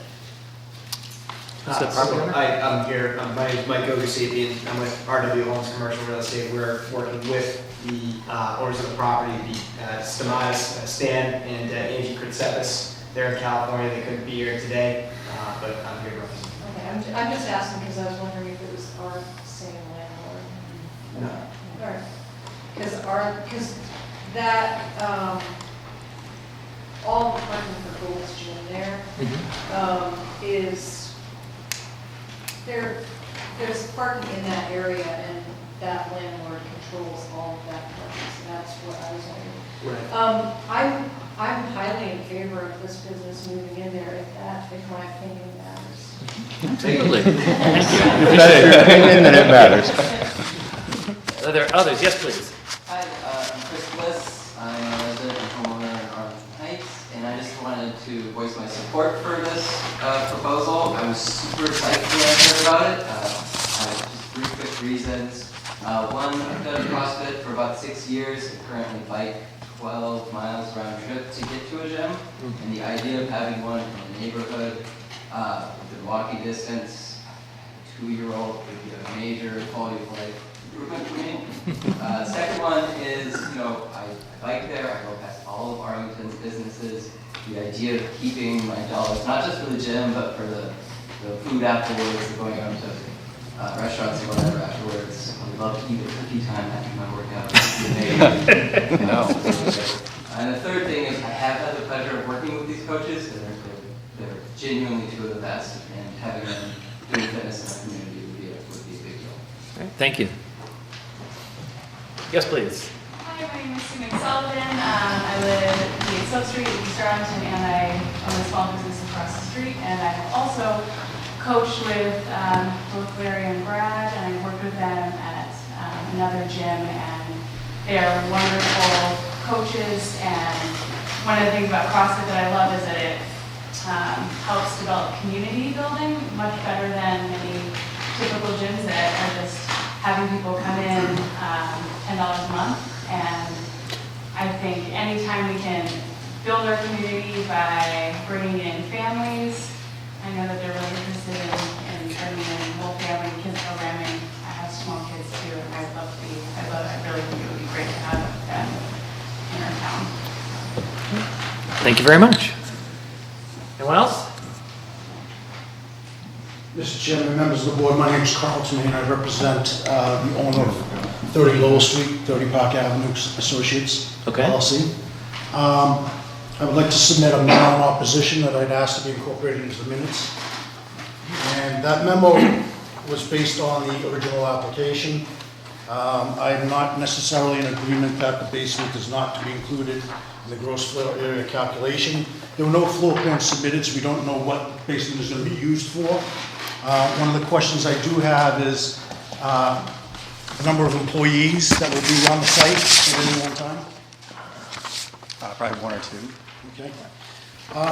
So assuming that they have 1 or 2 employees on the site, the applicant has already stated that their class size will consist of approximately 10 individuals along with a trainer. So you're going to have 12 people on that site at any one time. Even if the board were to consider 7 parking spaces what's required, it begs the question, where do those 5 parking spaces, additional parking spaces, come from? And I would submit that they're going to be on my client's property, over which they have no rights. One of the questions that was posed by the chairman of the board was whether or not access would have to be granted over someone else's property to get to the parking spaces. I would submit that the parking spaces in the rear of this building are illusory. They cannot be accessed by the property itself. They would have to cross over my client's property to pull into those spaces. And if you look at the topography of that site, where those parking spaces are located, and here's a picture, if the board wants to submit that as an exhibit. There's a tree that prohibits them pulling into those parking spaces from their property. There's a down gradient ramp that prohibits them from pulling into those parking spaces from their property. And if you look at the plan that was submitted with the application, clearly the only way to pull into those 4 parking spaces is over the property line shown on that plan as a 31-foot linear property line. That's my client's property. They have no rights over that property. The question was asked, who owns the right-of-way from Park Avenue to the property? That's part of my client's property. My client's property is registered land. It's been surveyed several times. One of the considerations that the board needs to take into consideration when they render their decision is whether this use is excessive for the zoning district. On 30 Park Avenue, there's a Gold's Gym. Gold's Gym had to go before the Arlington Redevelopment Board for environmental design review. They required a comprehensive parking plan. We had to provide over 122 parking spaces and off-site parking in order for that use to get approved. So parking was a critical issue for the town to allow that use to go through. I would submit to this board that parking should be a critical issue for you as well in making this decision. Asking yourself, if they have 12 people on there in their facility at any one time, where are they parking? The other factor is the parking spaces, are they safe? Well, the parking spaces in the front of the building are going to require people to pull in from Park Avenue, and then when they leave, back out onto Park Avenue or onto the driveway leading to my client's property. They've already stated that the class is going to be held at the peak times, 5:30 in the morning, 6:30 in the morning, noon, and early evening. Those are the peak times of Gold's Gym. There's going to be no parking available. People are going to be coming in and out of Gold's Gym, and as they're coming in and out, the clientele of this use are going to be backing out into the right-of-way or Park Ave. It is not a safe parking situation.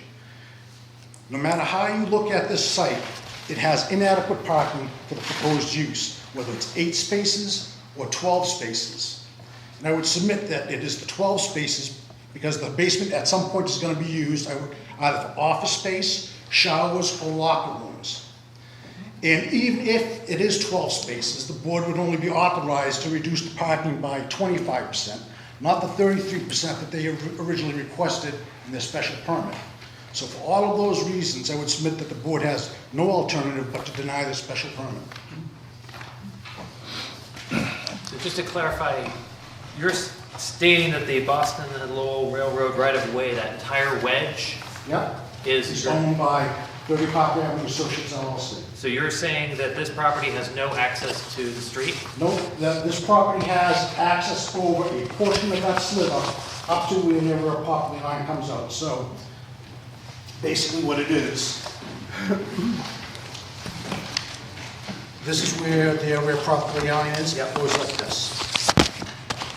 That's where the access over that passageway stops. Okay, so they have an easement on this portion here Correct. only? Okay. Oh, excuse me, Mr. Chairman. That means I was violating your property when I went to that cleaners for the last 15, 20 years? No, if you park in front of the cleaners, you have the right to access the front of the cleaners. If you went around the back of the cleaners and parked, yes, you were violating your You property. just said if somebody was backing out of those front spaces and access your property. No, they're going to be backing up the right of way. My clientele is pulling in. It's not a safe parking space. I did it for 20 years. I also would like to clarify that in the revised bylaw, 6.1.5, parking reduction in business, I think Attorney Tamayan said that the reduction can be voted by the board, but only by 25%? I think it says Incorrect. to 225%. 25%, which is a completely different calculation. So even if for the moment you said that 12 spaces were necessary, if you made the argument that cellar is in fact to be included in gross floor area, I think my math tells me, what do you come up with, 3 spaces? If you did. Well, the cellar. I know that that's not what you're saying, but I'm just trying to. Yeah, you could handle reduce on it to 3 if we needed 12. And it's ironic that Gold's Gym at 35,000 square feet is apparently terrified of this business, where we're 6% the size of them. It's funny, too, that when they were before the board, they were telling that board, the redevelopment board, how they didn't need 12 spaces that were required by their zoning, that the neighborhood was fine, that they expected everybody was really going to come from the bikeway. I think the quote was a great number of their customers were going to use the bikeway.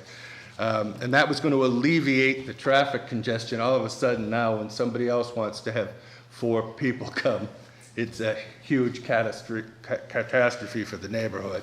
I mean, this is just purely a competition issue. There's no concern whatsoever about the number of people who are going to be there. You can go through all of the traffic and parking relief they got when it suited them, and it tells you what you need to know about that approach, I think. Is it possible to, so you currently, if we accept the notion of the cellar not being included in the gross floor area, and you being required to have 7 parking spaces, is it possible at the rear, rather than the parking spaces exiting in the direction they're shown now, to show 3 parking spaces exiting out onto the right-of-way? Yeah, I think that we ramp tried can to be avoid removed. taking the tree down, basically. But, I mean, we could remove the tree. Unfortunately, do we have an image with the tree? Yeah, sorry. My photos don't have the tree.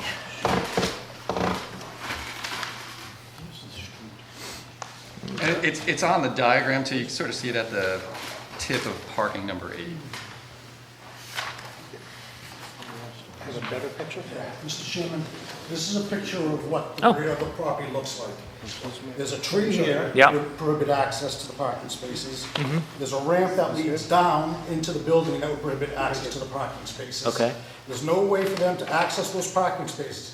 These vehicles that are parked right here, are Mhm. parked on my client's property. My client's property is registered land, so they can't acquire any rights over it. The point is, in order for those parking spaces in the rear to be accessed, they'd have to pull in where these cars are, park into them, because they could not come in from the right of way and make a right-hand turn to access them, because you have a tree and a Mhm. ramp that leads down into the building.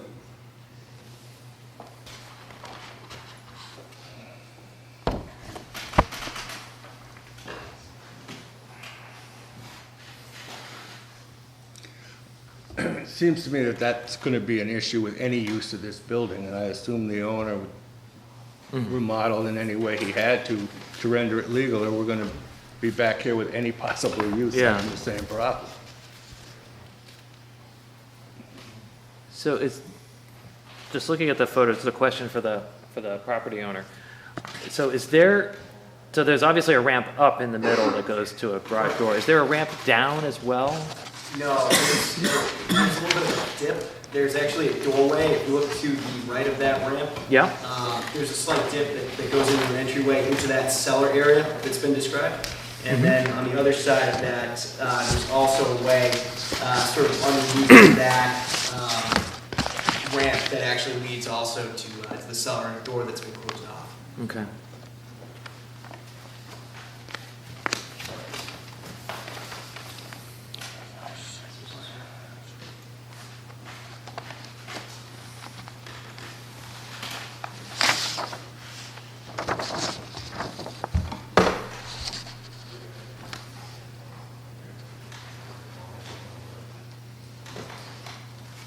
Does anybody else want to see that image?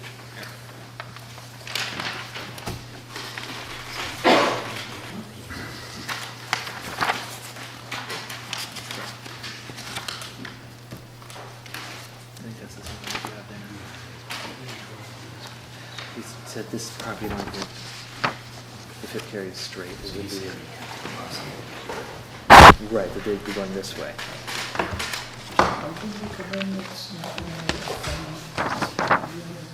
So the issue, so this is the adjacent property, all of this, but there's an easement carrying this line across so that this portion here, they have access rights to in order to get out to Park Avenue. Right, there's a So triangular the easement way. has been granted by the owner of the adjacent property to the owner of this property to use this wedge. And is this wide enough for somebody to get behind? I mean, that's the width of a car right there, so.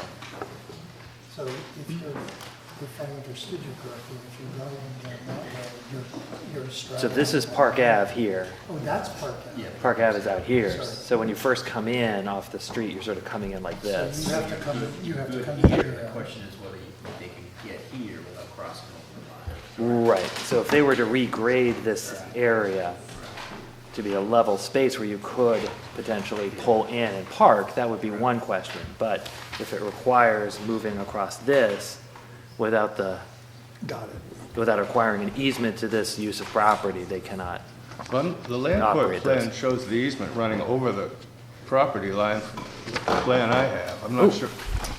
I think that is the registration plan for this.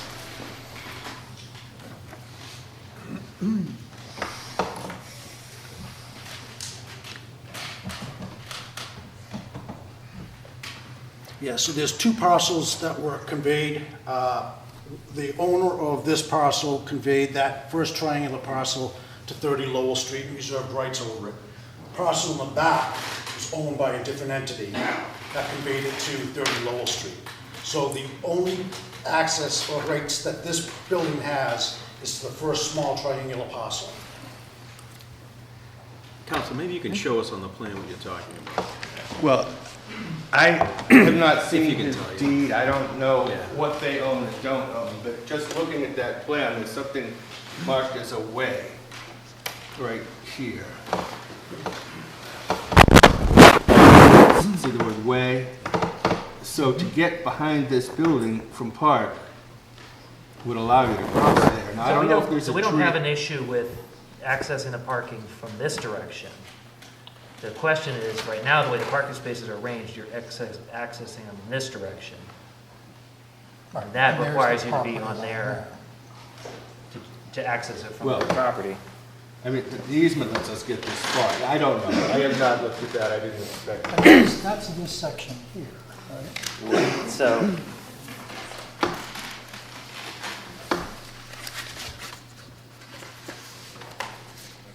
essentially, so this line here is this line here. And as such, if you're backing out this way, you are, impinging on this portion here. Whereas if you are coming off of this side line, this lot line, then it's not an issue. Right. I don't know whether that ramp stays or goes. Obviously, if that's gone, they can rearrange the parking. Conceivably, we could stack it since everybody's coming and leaving at the same time. This is sort of a surprise to me, so can't give you a firm answer. And I don't speak for the owner either. Yeah.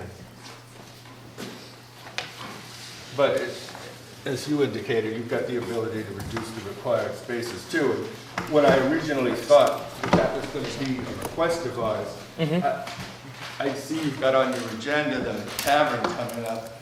There was a parking study done in this whole neighborhood where they basically concluded that there was ample on-street parking to permit the tavern to waive 16 spaces. Gold's Gym waived 11 or 12. At most, we're asking you to waive 3. And as you heard, this is a use that I think would be very welcome here. Right. But in order for us to reduce the parking by special permit, you have to have a traffic demand management plan. So we would have to see that plan.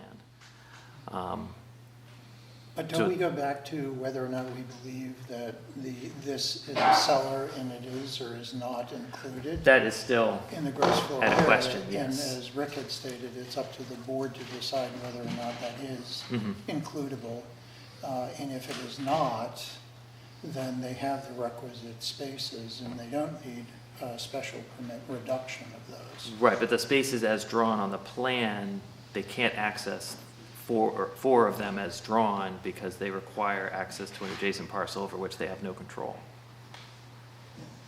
So currently they have 4 spaces free and clear. They can definitely create a 5th.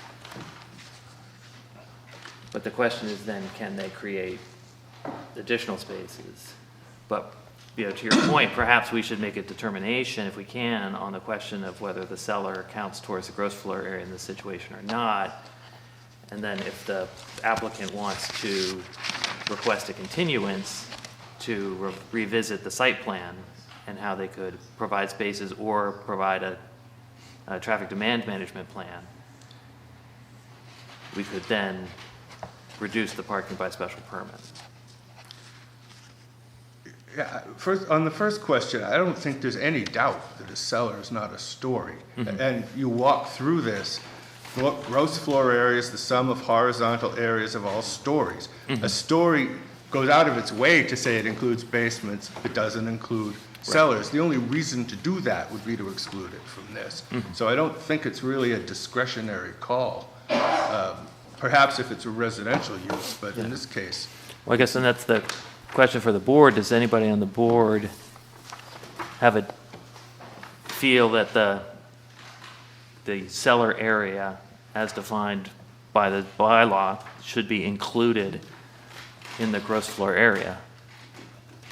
Where the definition says that it's included in the gross floor area for residential uses. Well, it just seems to me that in the absence of any showing to the contrary, that if it explicitly says the one, then it excludes the other. Yeah. Okay. So in that case, so in that case, then the calculation, the cellar does not get included in the gross floor area of the property. So you're looking for, I think you said 7 spaces based on the. We would need 7 based on that math. These can turn that way and regrade. Yeah, I mean, we could clearly get 3 more spaces in the back in a different configuration if we were forced to do that, to humor them. And if you insist on that, we can come back with a different plan, or we can come back with a transportation management plan, and we'll put in bike racks, and we'll make use of the bikeway, the exact same things that they did when they got permission for 35,000 square feet. And I would expect that that would be satisfactory. We met with your traffic guy, Dan, and he seemed pretty satisfied. And again, if you look at the parking study that was done, there are spaces all over that neighborhood, particularly at 5:30 in the morning. Oh, absolutely. And so, this is a business game here, and you're in the middle of it. So if you want us to reconfigure the spots, we can do that. Or if you want the transportation management plan, I frankly haven't seen enough proof that they own this property that, I'm willing to concede that at this point, but he very well may. Yeah, I mean, I think, and speaking for myself, I would be more comfortable seeing either a plan that actually shows the parking at the rear coming off of the established right-of-way, or a traffic demand management plan that shows that the parking can be ameliorated. I don't know if other members have. And Mr. Chairman, if I might add, but the parking spaces that they do show do conform to the parking requirements of the zoning bylaw. They're parking spaces that they're proposing in the rear, they look like they're substandard, they're small. The parking in the front, does it have access lanes? All the requirements for parking need to be complied with on whatever plan they submit. We would certainly need to see a full site plan, including, with access aisle, especially access to the entrances and whatnot, to make sure that that's all compliant. And that, we would need to see that, whether there's for the required number of spaces, whether there's a traffic demand management plan or not. So I guess either, so I'm speaking out of turn for the board, I think we would like to recommend a continuance so we can receive a site plan that either shows the full number of required spaces or a site plan with a reduced number of parking spaces accompanied by a traffic demand management study so we can consider the special permit. Yeah, I think essentially we would have these 3 spaces turned sideways without the tree. Then I don't know how that. We'd have to fill in. see the plan. Yeah. And, But I don't know if there's I believe the town has a separate procedure though if you want to remove a tree. we do, so that will all be addressed by the tree warden. I can't speak for him, but at least you need to run it by him. Okay. So it strikes me that there's a benefit at least to having as many legal parking spaces as you can, as opposed to coming in and asking for 2 and then just having 2. So, I mean, in my mind, it's better for the area, for the neighborhood, if you have legitimate parking spaces on site so that you minimize the amount of spaces that would have to be used off-site. But it's up to you. No, I how to understand. approach it. I think we would try to maximize it.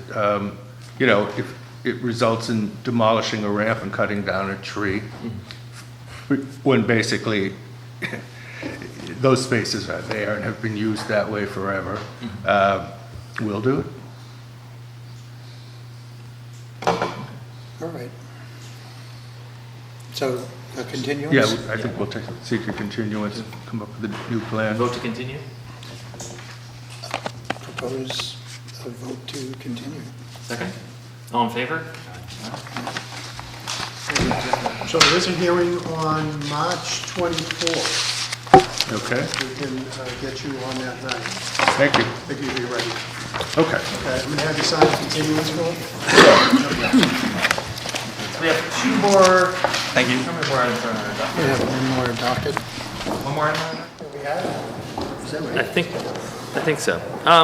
So the next item on the agenda is docket number 3599206 Waverly Street. Is there anyone here to represent that? Yes, please.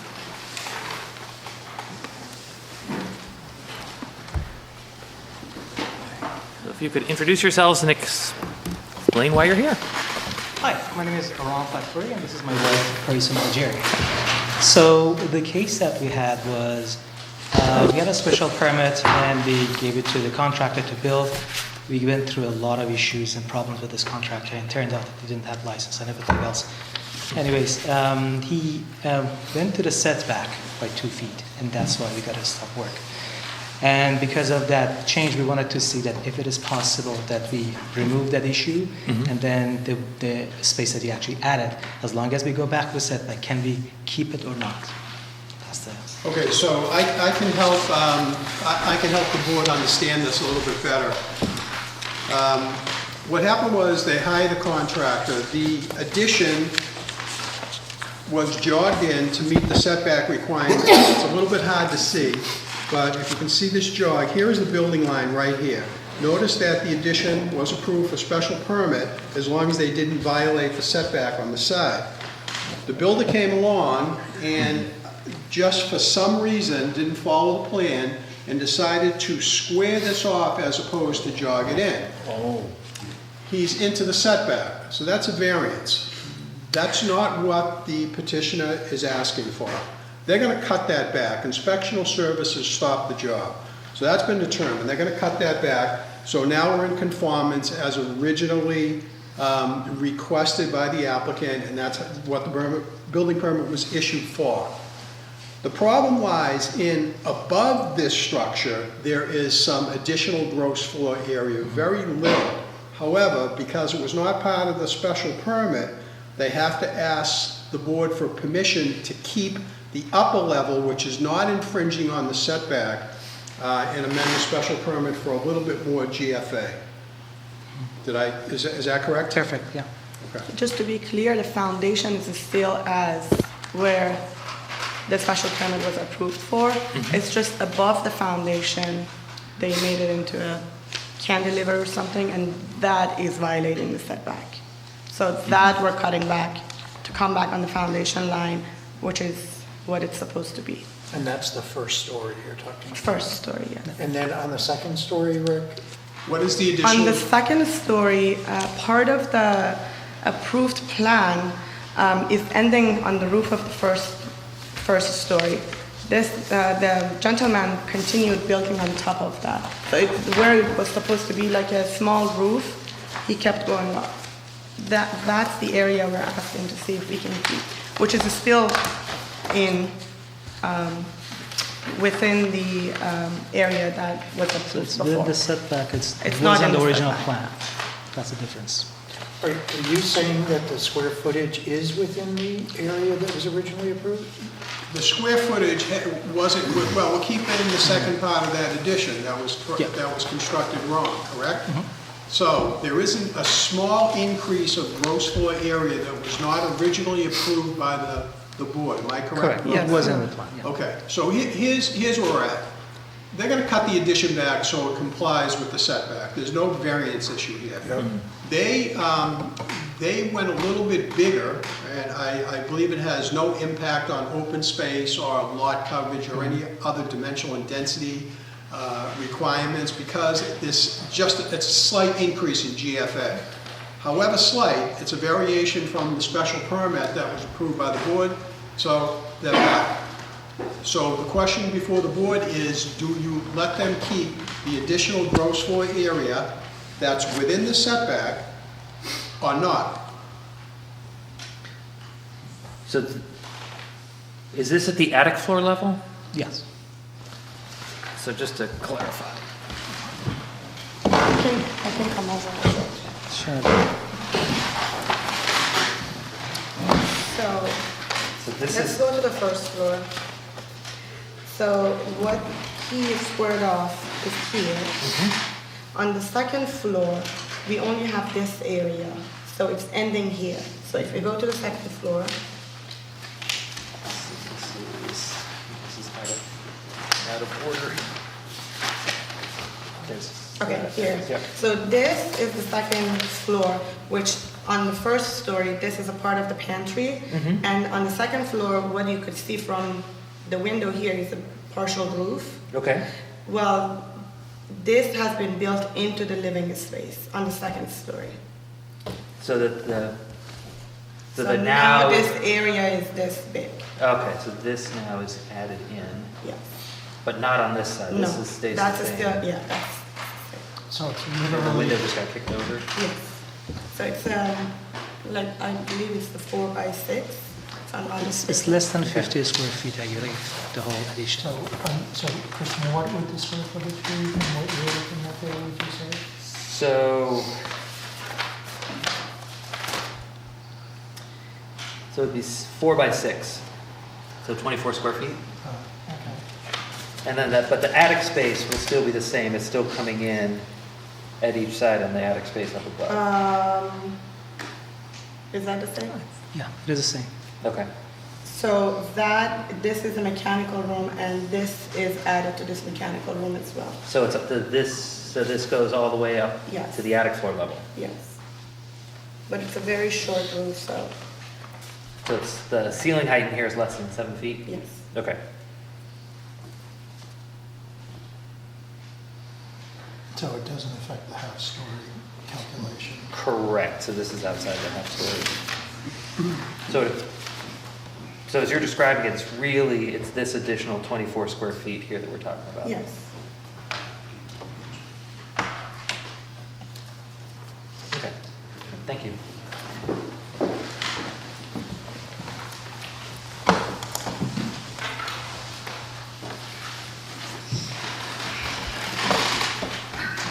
Any questions? We don't need a plan or application for something like this? It's an amendment of the special permit, so it's minor in nature. We try to keep it simple. Yep. And we do have 4 members who heard the initial. Correct. So I believe it's Patrick is the only one who's not allowed to vote on this. That's correct. Yep. So it would be Roger, Sean, yourself, and Kevin. Okay. Is there anyone, questions about this matter? May I have a motion? Okay, I would move that the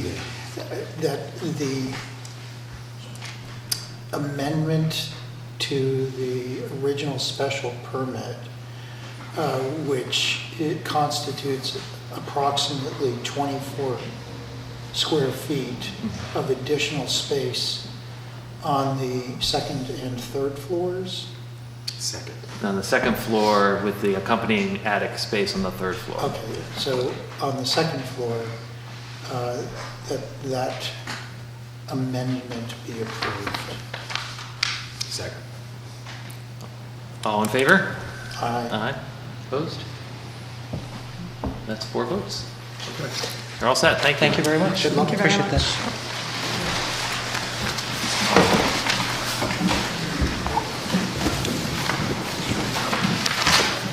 All right.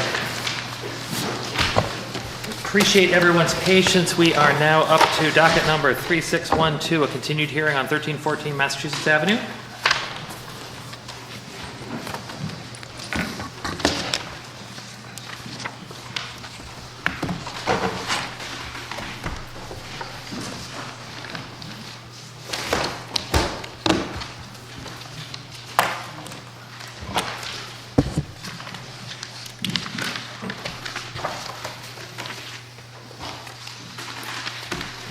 Go ahead and introduce yourselves. We'll proceed. Yes, thank you, Mr. Chairman. Michael Pettencourt on behalf of the First House LLC.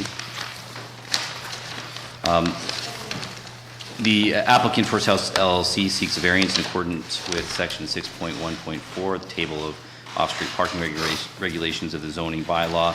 The subject property located at 1314 Massachusetts Avenue in Arlington Heights, formerly the site of the Bay Lake 5 and Dime, does not have any parking connected directly or indirectly to the property. The applicant wishes to establish a restaurant in this location with approximately 70 seats, which is allowed in the B3 Village Business District. Because of this highly restrictive parking requirement, this location would be unable to open. Based on the proposed 70 seats at the restaurant, the applicant would be required to find 16 on-site parking spaces for the new use. The Arlington Redevelopment Board and Arlington Historical Commission have granted permits to First House LLC for this project, and this application is made pursuant to the variance criteria under Mass General Law, Chapter 40, Section 810. I'll start with the first criterion. In our last hearing, we spent considerable amounts of time responding to Sam D'Agostino's opposition regarding the first criterion. Since that time, Mr. D'Agostino has withdrawn his opposition and agreed not to appeal the decision of the ZBA, and he has confirmed that in writing to the ZBA, is my understanding. In regards to this criterion, the property located at 1314 Massachusetts Avenue abuts the sidewalk, has no side setbacks on either side of the building. There is a small access road in the rear of the building with limited parking. The applicants have secured the only 2 parking spaces that exist there with the landlord. The land and topography directly behind the building provided does not afford other options, as it's public town-owned land and it is a steep incline. The property has no existing open space or ability to add new open space. Every part of the parcel under the applicant's control is covered by asphalt or concrete, so the soil is not a determinative factor. In regards to the criterion number 2, the size of the lot and existing structure prohibits the owner's ability to provide off-street parking within the property. Any sort of modification of the property would necessitate complete demolition, redevelopment, and displacement of current renters in the floors above that location. It is a mixed-use building. Additionally, the building is listed on the inventory of historically or architecturally significant properties in Arlington and will be subject to a review from the Arlington Historical Commission and likely a 12-month demolition delay. In regards to the third criterion, the Department of Planning and Community Development has submitted the parking utilization study to the ZBA to determine if the required spaces can be absorbed by on-street parking in the vicinity of the building. Without going into every detail of their analysis, the data indicates that there is no detriment to public good by attributing the spaces in and around the property to the bylaws requirement pursuant to the Heights application. The DPCD collected data of on-street parking utilization in the study area on separate occasions during 3 different time periods. Of the available 146 on-street parking spaces estimated for the study area, 65 spaces on Massachusetts Avenue, 34 on Park Avenue, 22 on Davis Road, 10 on Story Road, 9 on Paul Revere Road, and 6 Daniels Street. During the first period, November 4th, they noticed that there was only 55% of the spaces were utilized during that period, leaving 67 spaces available. During the second period, November 14th, lunch, 73% of the spaces were utilized, leaving about 40 spaces available. And during the third period, November 14th in the evening, only 49% of the spaces were utilized. This leaves 76 spaces available. After over a year of highly engaged planning with the neighborhood and community, the town of Arlington issued the Neighborhood Action Plan for Arlington Heights, which identified restaurant establishments as one of the desired elements of the area and indicated it was a deficiency in its present state. In fact, the report identified food and restaurants as the #1 missing elements from the Heights. 42% of respondents indicated they would like to see a restaurant there. Because many of the remaining properties do not have parking, this desired use would be entirely prevented from development. While the 50-year-old zoning requirement is limiting to the desired evolution of the neighborhood, one of its assets is that there exists plentiful off-street parking for some of the more demanding retail locations, including D'Agostino's, Penzi's, and Cambridge Savings Bank. This frees up a lot of the public on-street parking and parking on the surrounding streets. It should be noted that since our last meeting, the applicants have leased 2 spaces in the rear of the building and several spaces from Arlington Coal and Lumber for staff parking, though anecdotally quite a few members of the staff are hired locally and many walk or bike or are dropped off. The Neighborhood Action Plan also discussed access to the Heights, and the survey results indicated that 45% access the area by walking, while another 13% bike and 7% take the bus. So nearly 65% of the resident respondents don't access the Heights by car at all. We expect the percentage to continue even while the Heights pub attracts more visitors. As you know, Cafe Barada, Olivio's, and Flora have received exactly this kind of zoning relief from the board and have become an example of how the area has room to grow and evolve with very well-intentioned planning and relief. In all of these relevant cases that were granted variances before us, the land did not allow for off-street parking and was determined not to impact town services, other businesses, or access to those other businesses.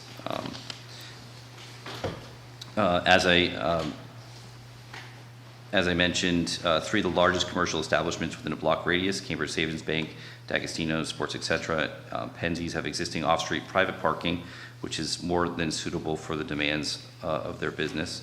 The corner of Massachusetts Avenue and Park Avenue was formerly Digham's ice cream shop, which held more than 20 seats, impacting that parking. That location has since become Bennett Family Eye Care, which has limited hours of operation during daytime hours. Public parking along Park Avenue is more than sufficient to support the use of the Heights, where there are 29 spaces for 2-hour parking, which is typically available, especially during evening hours. And directly abutting Cambridge Savings Bank is Davis Road, a one-way public road with additional parking, which does not affect any residential units until Surrey Road. In front of the Heights and immediately across the street are at least 15 parking spaces along Massachusetts Avenue, which are frequently open and available during all hours. And we believe the application meets the variance criteria, and happy to answer any questions. All right, thank you. Questions from the board at the start? Well, I'd like to open it to the public. Now, we did have public discussion at the last hearing, so if people would like to speak to this, I will allow you to speak, but I just ask you to try to keep it to the criteria for the variance and not to things that we can't actually consider. So we can consider the lot, the building, those kinds of things, but when it comes to, I would really like to have this, unfortunately, that's not something we're allowed to take into consideration. So if you like. So I'm just going to speak to how I walk. Sure. Is that relevant? Sure. Okay.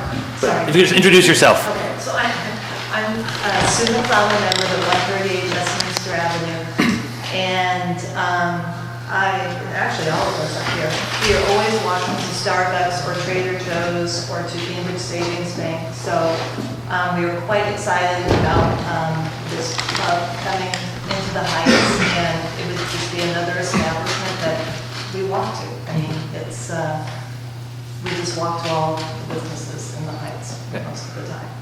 Thank you. Sir. Thank you, Mr. Chairman, for Sparrow.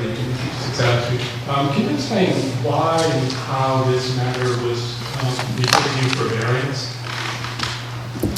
So, I don't know, Rick, if you can address that better.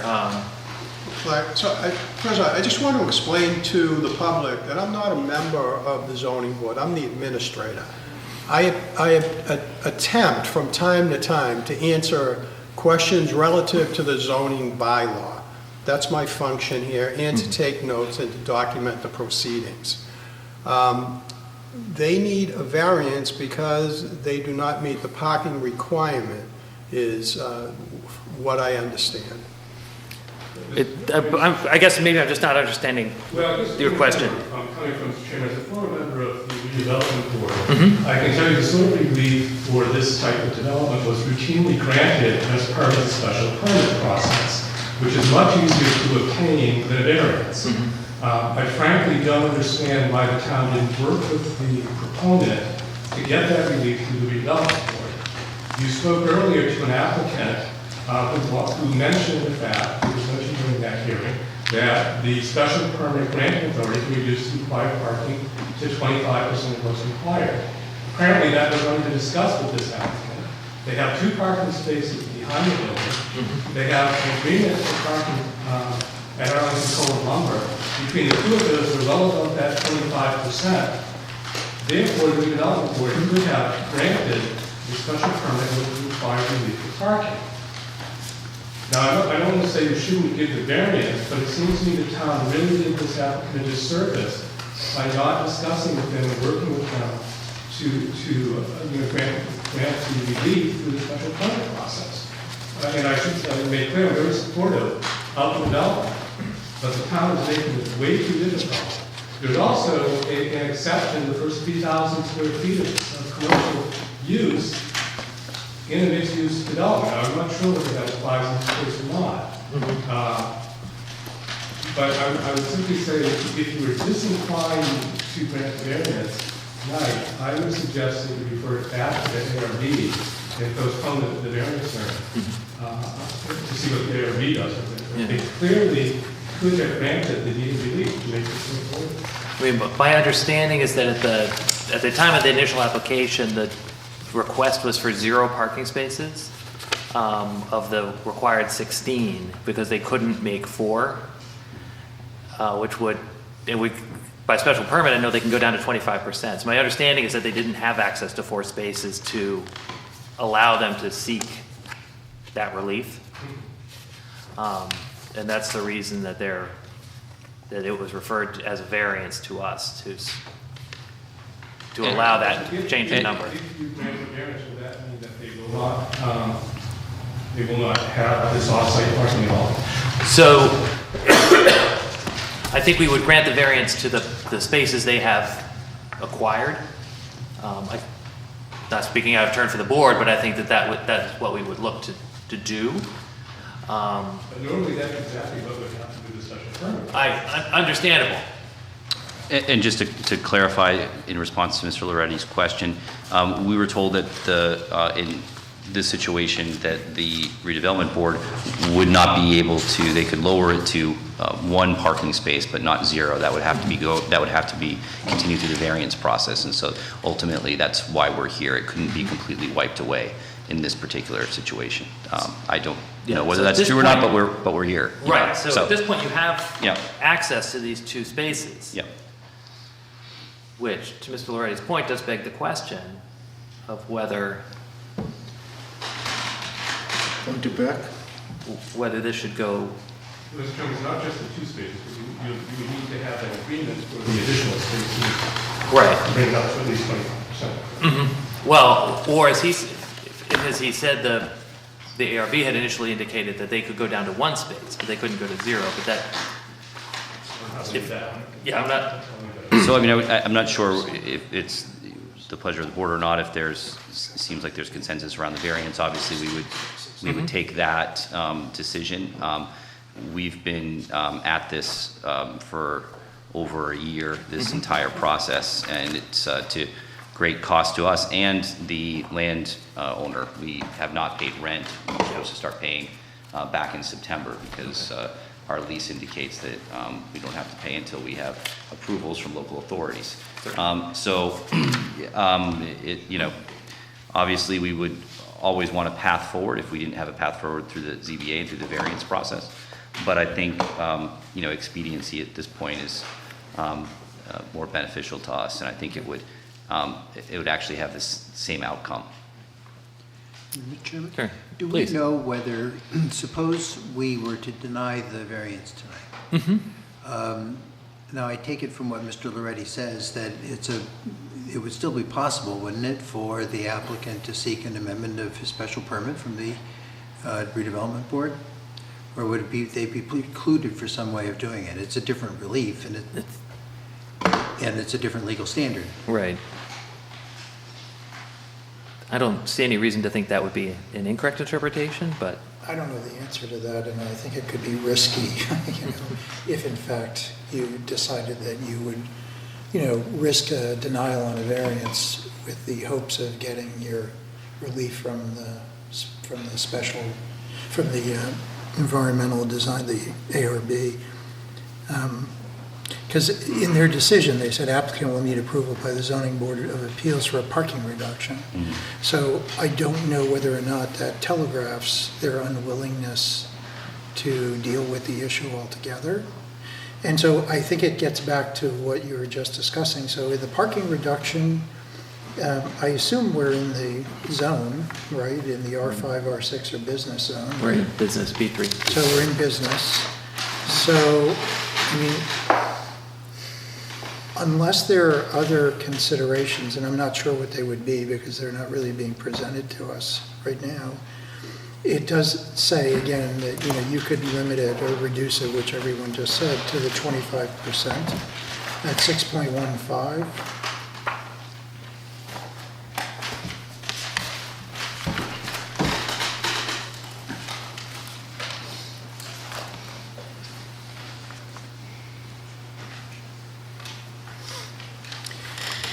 And I'd also add that those other cases, Olivio's and wherever else you were talking about, those were also variances that were granted at the time. That's correct. And one of, in the decisions, they actually say that there's not available parking in those areas as there is in the Heights to absorb the parking requirements. So that's essentially what we're doing is using the available on-street public parking.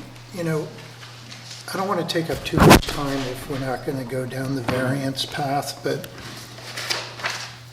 I've looked a little bit into this during the time from the last meeting till now. And in what I was looking at for the last meeting, you know, they talked about the fact that they added the language about soil condition, topography, or lot shape, and as it related to either the land or a structure. And so there was one case, though, and that's a post-1975 amendment. So there was a reference in this book, which is Professor Mark Bobrowski from New England School of Law, and I looked up his most recent version of this book, and it contains the same information. There's literally no case having to do with how lot shape or topography affect a structure. There's just no case. And in fact, at the end, he says, however, it's difficult to imagine a circumstance regarding the soil conditions or topography of a structure, in italics. And so he said it might be better than for guidance to go back to this original KRIS case, which is actually 1958, which he cites. And in that case, essentially, they were saying there was a use that was allowed, and then because you couldn't use it for what was allowed in the zoning bylaw, a variance was permitted. It's not exactly our facts here. But if you follow along with the reasoning of Olivia's and the other cases, you know, they sort of made the argument, and I do think it's reasonable to consider that, you know, you had a pre-1975, you could use this site for a restaurant. And I think we looked at the zoning bylaw, and in 1971, there was a requirement for a certain number of spaces, Right. but you could actually reduce that by special permit. Right, and So- in certain circumstances. So as a practical matter, you could use that site for a restaurant along the lines that you're suggesting now. That's right. So it was the 1975 amendment which then imposed the parking requirements that in Olivio, the board at the time looked at and said, well, that sort of introduced a hardship. And so they also went on to say that, you know, that it occupies the whole entire lot, like you had cited, and it's been there for many years prior to the existence of this 1975 amendment. And it also said that in order to actually fit it, you'd have to demolish it, which they found to be unreasonable, I think, and would constitute a hardship.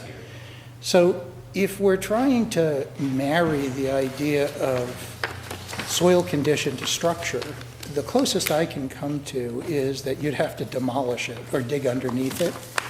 And so for that reason, I would be willing to entertain a variance based upon the fact that there's really no case law. And so that I do think that that leaves it up to us to make a decision that's consistent as far as we understand it. So.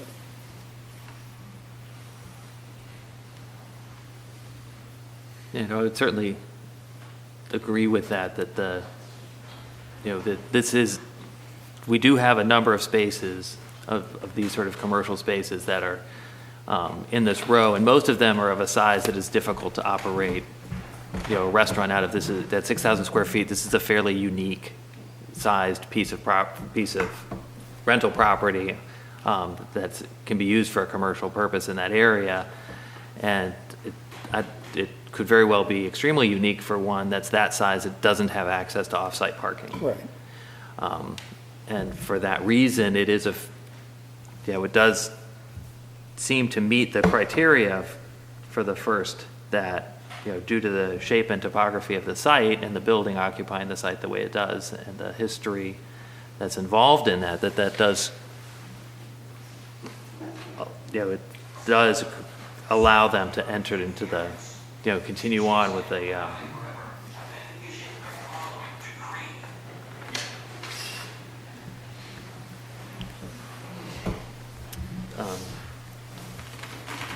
how do you, how do gentlemen feel? I had a question on town council's memo near the end, to your point and yours, Roger, where he says near the end, if the ZBA is satisfied by evidence that other property owners in the B3 zoning district can open similarly sized restaurants, but the applicant cannot, due to the physical characteristics of the locus in question, the board may comfortably consider the variance.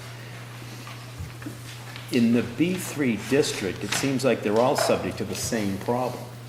Well, many of them are, but a lot of them do have access to parking.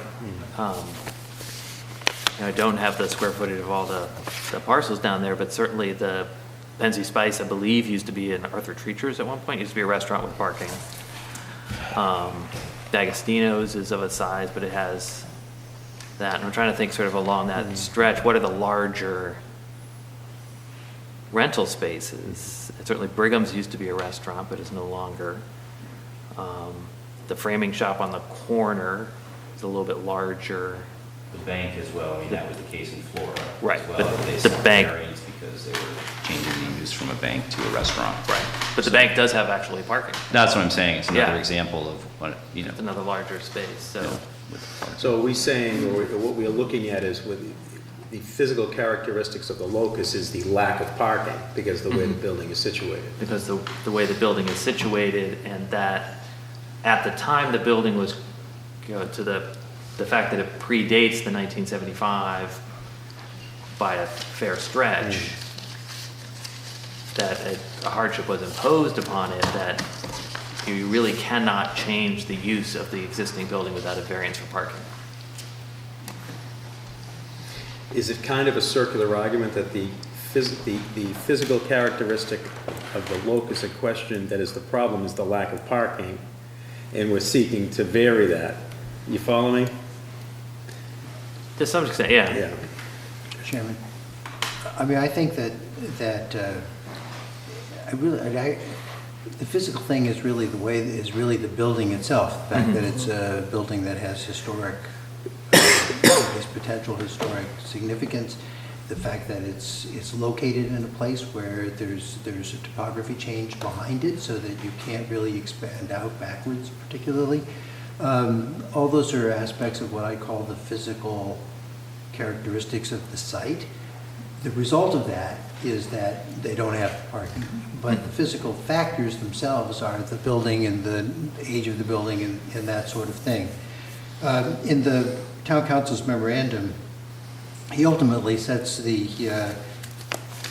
Gregosian test as saying the physical constraints of the property at issue in the application before you have to have some reasonable nexus to the variance relief sought. And I think that if you're not worrying too much in this particular case about the words topography, shape, and so forth, and you're thinking of it the way the town council is, that we're talking about the physical characteristics, that helps clear the way. The other thing about this is that this is, in some ways, variance law is very cut and dry, but as town council points out, in other ways, it's not that cut and dry. That a case that comes up on a brand new development, for example, has been treated by the court somewhat differently from a case where somebody is just changing the use of an existing building and it isn't changing anything. One of the things we saw in the previous cases that really has sort of established what Arlington's practice is in this kind of situation is a kind of unfairness that happens when a town meeting that intends one thing suddenly adopts in an already existing use a requirement that essentially takes the desired use and puts it into a situation where you have to get a variance. So I don't know exactly what kind of a precedent this case would be. In some ways, the difficulty is that we have 3 cases that form something that's not quite a precedent. And it seems to me that the town council had it right, that all of these things are quite unique. And the factors all fit together in different ways in every case, and you can never say one all matches up with another. But I was persuaded by that memorandum and part of the discussion tonight that we're close enough. And as town council said, he thought that a decision either way could be defended in court. I gather at least one potential litigant is no longer in the picture, but who knows who else may come up. But it seems to me it's defensible to grant the variance that's being requested, and I think when you get past what most people will think of as the legal technicality that has tied us up in knots for 2 months, on balance, this is something that the town needs and that meets all of the other requirements, and I think it gets over the line. Maybe just barely over the line, but I think it gets over the line on the requirements that the town council addressed. Your thoughts? I concur. I think. Please. Chris Powers, approximately Lane, Arlington. So I shop in the Heights on every Saturday, Sunday, usually around lunchtime, through the afternoon, in and out. It's a very difficult place to get in and out of the park, very difficult place to make your way through. It happened within a car accident there one day. It was just so crowded going through the Heights. I have no issue with a pub going in the Heights. If the problem is Saturday and Sunday afternoon, I'm not sure where the gentleman did his study from, but there is no parking available at that time. Certainly not on a lot that handles D'Agostino's and Penzi's and et cetera.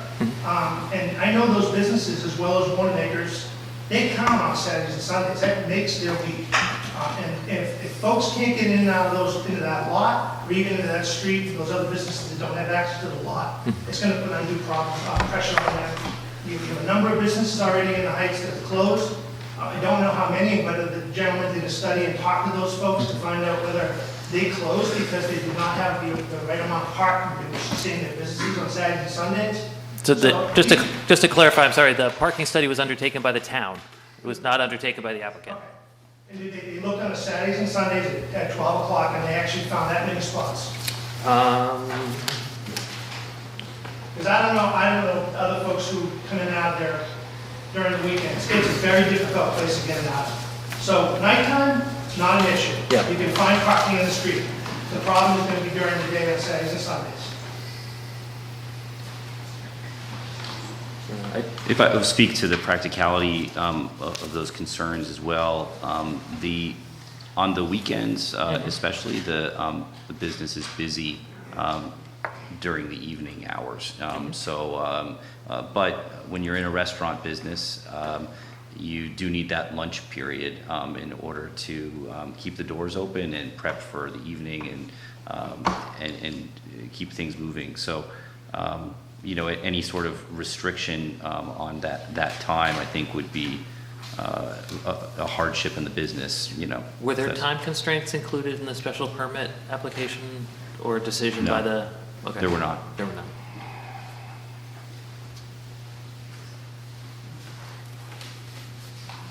And we did speak with all those businesses and had meetings with Wanamaker's, Sports Etc., D'Agostino's, and actually all the other businesses along the strip that are there. Right. And I remember from last time, I can't remember if it was with us or with the ARB discussion of making sure that the off-street spaces that are not under your control, that those are not used by your customers to the greatest extent you can. That's right. Yes. Yeah. We're going to make a real effort to make sure our customers know where not to park and where they can park. But as I said as well, I mean, almost 65% of the people that are accessing the Heights are, coming there in a non-automobile way. So. It was raised at the last meeting, and I think it's worth commenting on, and that's the idea of deliveries. Because certainly, I was just sort of doing my, quick eyeball calculation of how many spaces there might be from Mass Ave from Park, running down to the bank on the right-hand side. I guess maybe a dozen or something like that. I mean, do you anticipate to have trucks parked out there during the day? No, deliveries are in the morning. I have a key drop for my big deliveries, So they're there between 5:30 and 7:30 in the morning, and they'll access from the back. Okay. And the smaller deliveries will also go through the back as well. So the access road in the rear of the building does afford us that luxury, even though it doesn't provide a lot of additional parking. And so you'll have dumpsters back there We too? will, yes. And I believe all of that end of it was covered in the ARB special permit? Okay. Yes.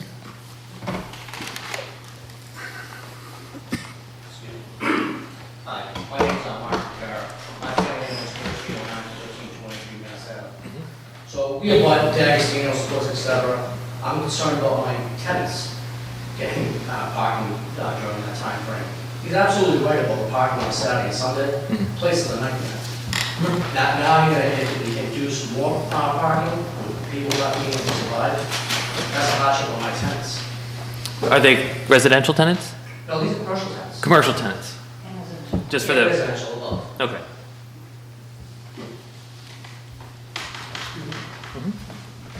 Hi, I'm Chris Yeah. Walters, I'm at 154 Westminster. As Sue said, I do a lot of walking in this area. I use a lot of the businesses down there, the hair cutting place in the block across the street, et cetera, et cetera, et cetera.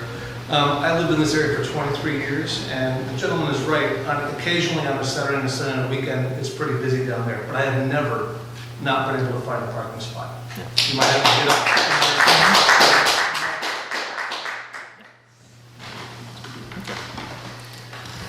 All right, so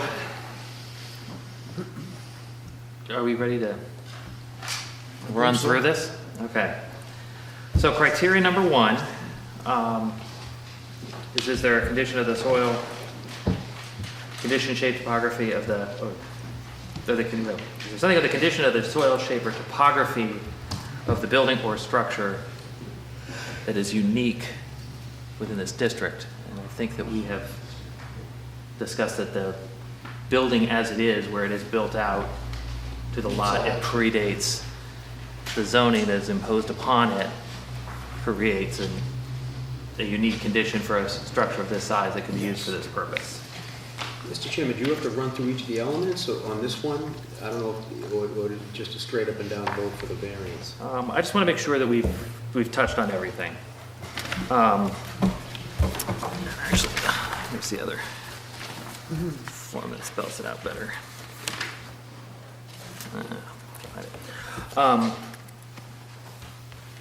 And then, does that lead to a hardship, which is criteria number 2? We do, which is that the property cannot be used for any use other than the use that was existing on the date of the adoption in 1975. Criteria number 3 is without substantial detriment to the public good. And that's the question of whether the change in use from a restaurant, from a retail, whether that poses a substantial detriment to the public good. And I don't think that it has not been established that it would create that substantial detriment. Well, it's the parking issue. Yeah. The parking issue is what That is is true. substantial detriment. Mr. Chair? Yes? Am I? George Buckler. In terms of the public good, there are people, many, who like to have a restaurant probably. But in terms of, as people mentioned, public good at certain points in time will be severely impacted, as will those businesses, with that many vehicles. Just keep in mind the 16 required is a minimum out of the 16 whatever spaces. The concern that I have is that back area, which is shared by the businesses, tenants, the dumpsters are there, and probably more dumpsters. And the number of vehicles required to back in to get those dumpsters, and the number of vehicles required to back in there to service a restaurant. Right now, we have a couple of trucks a week deliver stuff to those people, those businesses on that side. Most of them get stuff by mail. I there. That's a heavily used walkway with kids, people going up and down, scooters soon to be added. And except for one restaurant in Cambridge that dealt with the situation by requiring that every single delivery have 2 people in the truck. So The other one, actually, there was two that actually sent two employees out to help them guide them in. So just to clarify, the pedestrian access you're talking about, is that along Park Ave, or is that actually the alleyway behind the building? All these trucks backing in there. So you're, all right, but is your, Now. okay. They can't pull in front. They're gonna have to back in. And what that's gonna do to both traffic and pedestrian walkway on that side of the street. You know, it may be possible for, you know, the pub owners and their attorney to tell the people delivering the food, the ice, and picking up the dumpsters, listen, this is when you do it, and this is how you do it. Understood. But that takes, as I said, a couple restaurants, cameras did it, it took some really extreme action. So does the delivery hours, or the delivery hours you set out, which were 5:30 to 7:30, does that also stand for the trash pickup? I'm not 100% sure on that. I'd have to look into it. In Winchester, we have, it's picked up daily But this is a Cottage private Springs. contractor? Yes. So you could conceivably tell them you need them to be there Be by specifically? 7. Yeah. I think a lot of those concerns were covered with the special permit to change Right. use as opposed to our granting of a variance for the parking requirement.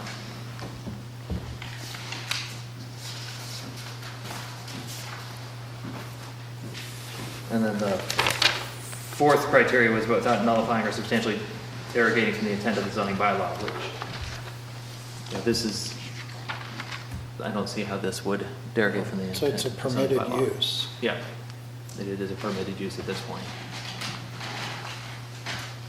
At this point, I'll entertain a motion. Mr. Chairman, I'd also Oh, just sorry. want to add to that, that to some extent, the purpose of the bylaw that matters isn't the one that governs the use, but the one that governs the parking. And it is obviously a reduction in the parking, although I'm sort of moved by the fact that what we're now talking about and what I assume may be a condition of the variance would be that the applicant actually provide the parking, that is just described today. Beyond that, I think, and I think that part of what is going on in the earlier decisions is that in this kind of situation, the parking calculus that was introduced in 1975 appropriately doesn't provide. And I'm persuaded by what we've done before that this wouldn't be a time to change course. So would you like to propose a motion then? I move that, can I ask one other question? In terms of, I move that the applicant's requested variance be granted, subject to a condition that the applicant or his successors will continue to provide the parking that has been represented today. I assume that when we do the order, that can be made specific. And that parking was both the 2 spaces behind plus the additional Plus the additional spaces spaces. at Arlington Arlington Community. Okay. Second? Those full spaces in behind? The hearing's kind of over. Yeah, Yeah. All those in favor of granting the variance? Aye? Aye. Opposed? None opposed. So the vote is 4-1 in favor of granting the variance. Great. Thank you very much. Thank you. Thank you.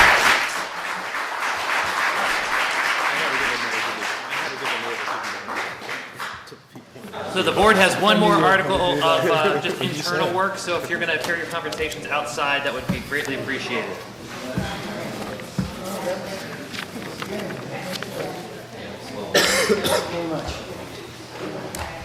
You're not getting a free beer. Somewhere I have what we're discussing. There it is. So the last item we have is voting on minutes. So this is the approval of the meeting minutes from the hearing of January 28th, 2020. These minutes were forwarded Yes, they were. to each member by And so Mr. Valarelli at the time. I move to accept the minutes of that meeting As submitted. as submitted. All in favor? Aye. Aye. I move to go home and have dinner. Move to adjourn. All in favor? Aye. Aye. Excellent. Thank you all Speedy's gonna start very, including a case of beer. very much.